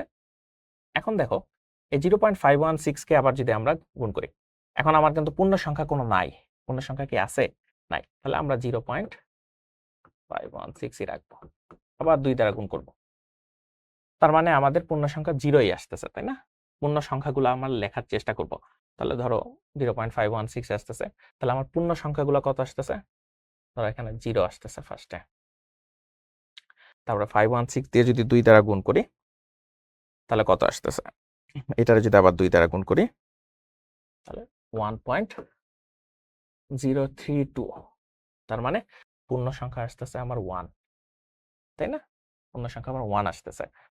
তাহলে এভাবে করে এখানে কিন্তু আবার একটা জিনিস মনে রাখবা, যখন গুণ করবা তখন আর পূর্ণ সংখ্যাটা এখানে লিখবা না, ভগ্নাংশ যে সংখ্যাটা আছে এইভাবে গুণ করতে থাকবা। এভাবে যদি করতে থাকো তাহলে দেখবা যে একটা সময় পরে তুমি যে সংখ্যাগুলো পাইতে থাকবা আস্তে আস্তে আস্তে করে। এইটার ক্ষেত্রে আমরা যদি নিচের দিকে যাইতে থাকি, নিচের দিকে যাব, তাহলেই আমার সংখ্যাগুলা চলে আসার চেষ্টা করবে। তো এখন এইটাই আসলে আমাদের ইম্পর্টেন্ট। অনেক সময় দেখবা যে কখনোই আর মনে করো যে 0 এখানে আসবে না, তো এইটা আসলে ট্রাই করার মানে চেষ্টা করবা, তাহলে তোমাদের হয়ে যাবে। এটা খুব বেশি কঠিন জিনিস না, এটা তোমরা চেষ্টা করলেই পেরে যাবা। তো এইভাবেই আমাদের একটা জিনিস করতে হবে, কি করতে হবে, যে যখন দশমিকে দেওয়ার থাকবে, দশমিকে দেওয়ার ক্ষেত্রে সেটা যেটাই হোক না কেন, আমি যদি হেক্সাডেসিমাল বলি বা মনে করো যে অক্টাল বলি, যত বেস তত দিয়ে আসলে এই ভগ্নাংশগুলোর গুণ করতে হবে। পূর্ণাংশ যে অংশটা পাবো সেই অংশটা আসলে আমি নেওয়ার চেষ্টা করব আমার ক্ষেত্রে। তো পূর্ণাংশ অংশগুলো নিব আর বারবার গুণ করতে থাকবো যতক্ষণ পর্যন্ত না এই গুণফল 0 চলে আসে। কিন্তু 0 তো চলে আসতেছে না, তাহলে দেখবো যে অনেক কয়েকটা 3-4টা করার পরে ডট ডট ডট দিয়ে যে কটা ভ্যালু পাবা সে কটা ভ্যালু বসাই নিবা, তাহলে তোমার এটা হয়ে যাবে। এটা সেম জিনিস, শুধুমাত্র বাইনারির জন্য না, এটা তোমার অক্টালের জন্য সেম প্রসিডিউর, এবং তোমার হেক্সাডেসিমাল যেটা আছে সেটার জন্য সেম প্রসিডিউর, সেম জিনিসটাই এখানেও ফলো হয়। এটা একটু মাথায় রাখতে হবে। তো আমরা এই জিনিসটা একটু বোঝার চেষ্টা করব, এবং দশমিকের জন্য তিনটাতেই সেম, জাস্ট কি হবে বেস গুলা যত তত দিয়ে গুণ হবে। অক্টালের ক্ষেত্রে এখানে 8 দিয়ে গুণ হবে, এবং 8 দিয়ে গুণ হইতে থাকবে, এটা হেক্সাডেসিমালের খাতে 16 দিয়ে গুণ হবে। আশা করি তোমরা যদি একটু ট্রাই করো নিজেরাই বুঝতে পারবে। আরেক ধরনের আছে, এখন যদি আমরা উল্টা চিন্তা ভাবনা করি যে বাইনারি তারপরে হেক্সাডেসিমাল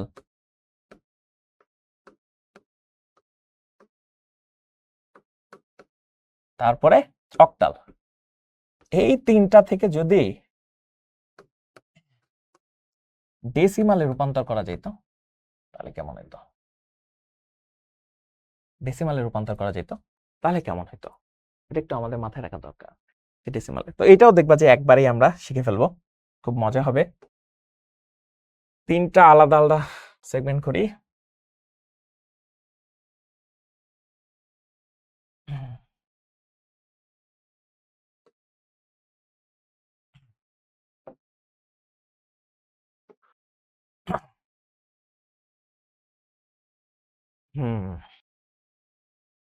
ধরো কত নিতে পারি, ধরো বাইনারি একটা সংখ্যা হতে পারে এরকম 1011.11 এটাই ধরি। ধরো এখান থেকে আমরা আসলে কিসে রূপান্তর করব, ধরো ডেসিমালে রূপান্তর করব।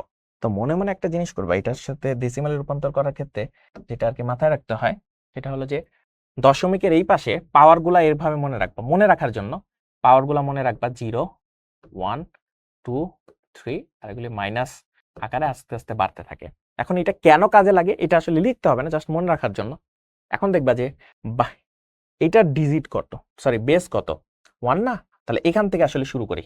তাহলে এখান থেকে তাহলে লিখবা 1 ইন্টু বেস কত 2, 2 টু দি পাওয়ার 0, পরের 1 এর জন্য 1 ইন্টু 2 টু দি পাওয়ার 1, পরের 1 পরে আছে কত 0, তার মানে 0 ইন্টু 2 টু দি পাওয়ার কত হবে স্কয়ার, পরেরটার জন্য একেবারে লাস্টের যে 1 সেটার জন্য 2 টু দি পাওয়ার কিউব। তারপরে তুমি এদিকে আসতে পারো, তুমি তোমার মতো সিরিয়াল মেনটেন করতে পারো, বাট আমার কাছে এই সিরিয়ালটা ভালো মনে হয় এবং ভুল কম হয়। তারপর এই 1 এর জন্য 2 to the power -1 plus 1 into 2 to the power -2। Calculator দিয়ে একটু হিসাব করে নিবা, হিসাব করলে যেই সংখ্যাটা আসবে জাস্ট ক্যালকুলেটর দিয়ে হিসাব করবা, সেটাই তোমার ডেসিমালে রূপান্তর হয়ে যাবে। আবার যদি ধরো আমাদের কাছে অক্টাল একটা সংখ্যা আছে, ধরো 77, 65, এটা একটা ধরো যে অক্টাল সংখ্যা। অক্টালের জন্য সেম প্রসিডিউর, তাহলে ধরো এটা 7 না ধরে একই সংখ্যা হইলে অনেক সময় কনফিউজড হয়ে যেতে পারো। ধরো 6, তাহলে ফার্স্টের এই যে 7 এর জন্য এইটার পাওয়ার কত ধরবো 0, পরে 6 এর জন্য 8 টু দি পাওয়ার 1, আস্তে আস্তে আরো যদি বাড়তো তাহলে এরকম 8 এর পাওয়ার বাড়তে থাকতো। এবার আমি দশমিকের পরের সংখ্যাতে আসি, যেহেতু কত মাইনাস দিয়ে করব, প্লাস 5 ইন্টু -2।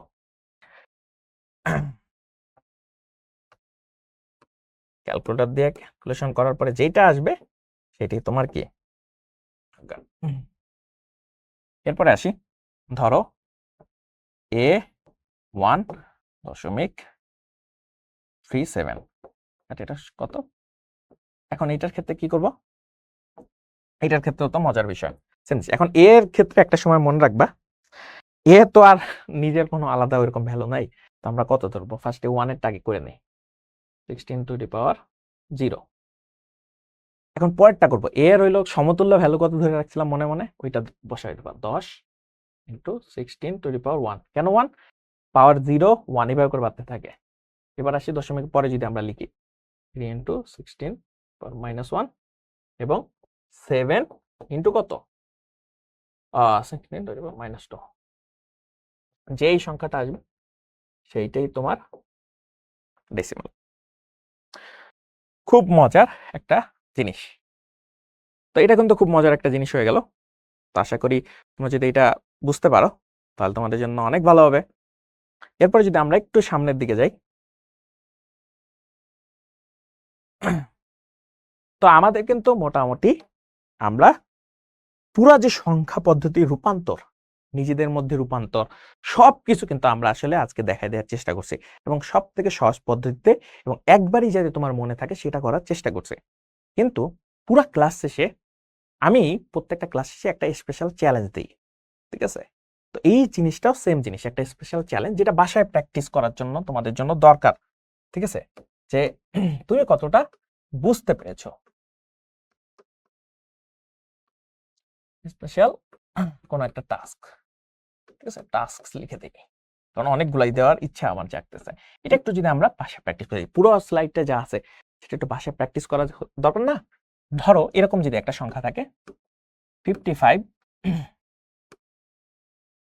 7, ঠিক আছে? তার মানে বেস কত? 7। এটা কিন্তু অক্টাল না। এটার থেকে আমাকে ডেসিমালে রূপান্তর করে দেখানোর চেষ্টা করবা। সেম আরেকটা জিনিস, সেটা হলো মানে চেষ্টা করবা বাসায়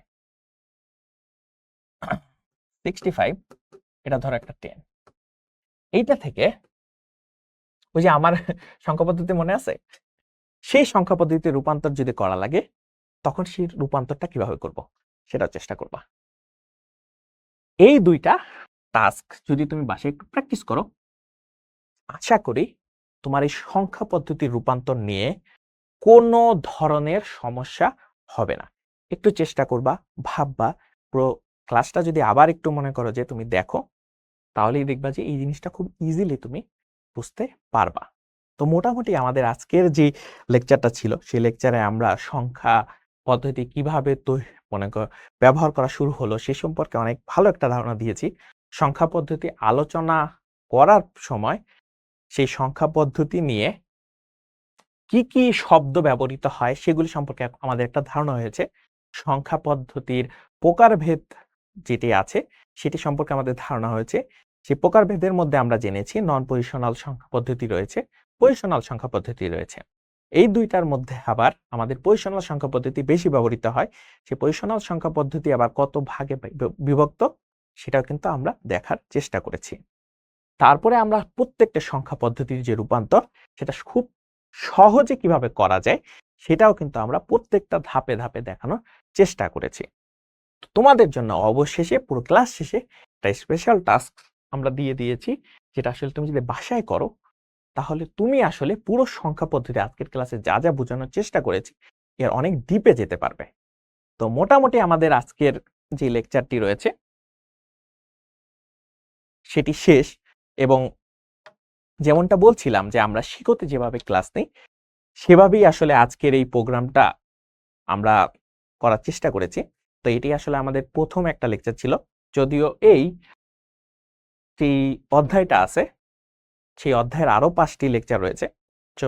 প্রত্যেকটি লেকচারই আমাদের একই ধাপে থাকবে, যে আমরা প্রত্যেকটা বইয়ের বেসিক্স থেকে শুরু করে কিছু এক্সট্রা ধারণা দিয়ে দিই এবং সেটার উপর ডিপেন্ড করে আমাদের কিছু স্পেশাল টাস্ক থাকে। এবং আমাদের যেই একাডেমিক প্রোগ্রামটি রয়েছে সেক্ষেত্রেও আমরা কিন্তু এ ধরনের ফর্মুলাই আসলে আমরা ব্যবহার করি, আমরা এই জিনিসটাকেই ফলো করার চেষ্টা করি। তো কেউ যদি আমাদের শিখো যে অ্যাপটা সেটা আসলে একটু ট্রায়াল নিতে চাও, তোমরা কিন্তু ট্রায়াল নিতে পারবে, যেটা আসলে খুব ফ্রিতেই অ্যাভেলেবল। তোমরা ট্রায়াল নিয়ে দেখতে পারো আমরা কি কি ধরনের ফিচার আমরা দিয়ে থাকি, প্রোভাইড করি, আমরা কি কি ধরনের সেবা দিয়ে থাকি। তো তোমাদের জন্য একটা পরামর্শ, এবং আমি প্রত্যেকটা ক্লাস শেষে একটা পরামর্শ দিই, যেমন প্রতিটি নতুন দিন নতুন কিছু সম্ভাবনা নিয়ে আসে। তাই তুমি যদি নতুন কোন একটা দিনে তোমার জেগে উঠো ঘুম থেকে, তার মানে তুমি একটা নতুন কোনো সম্ভাবনা নিয়ে জেগে উঠছো। তার মানে তোমার মন খারাপ করার কিছু নেই, তোমার হতাশার কিছু নেই, তোমার জীবনে খুব ভালো কিছু আসুক এই কামনায় আমি নেক্সট যে লেকচার আছে সেখানে তোমাকে হয়তোবা আবার দেখতে পাবো, তুমি হয়তোবা আমার লেকচারটি দেখবে। সেই শুভ কামনা এবং তুমি সুস্থ এবং সবল থাকো সেটা আসলে কামনা করি। আজকের মতো এই ক্লাসটি আমি এখানেই শেষ করছি।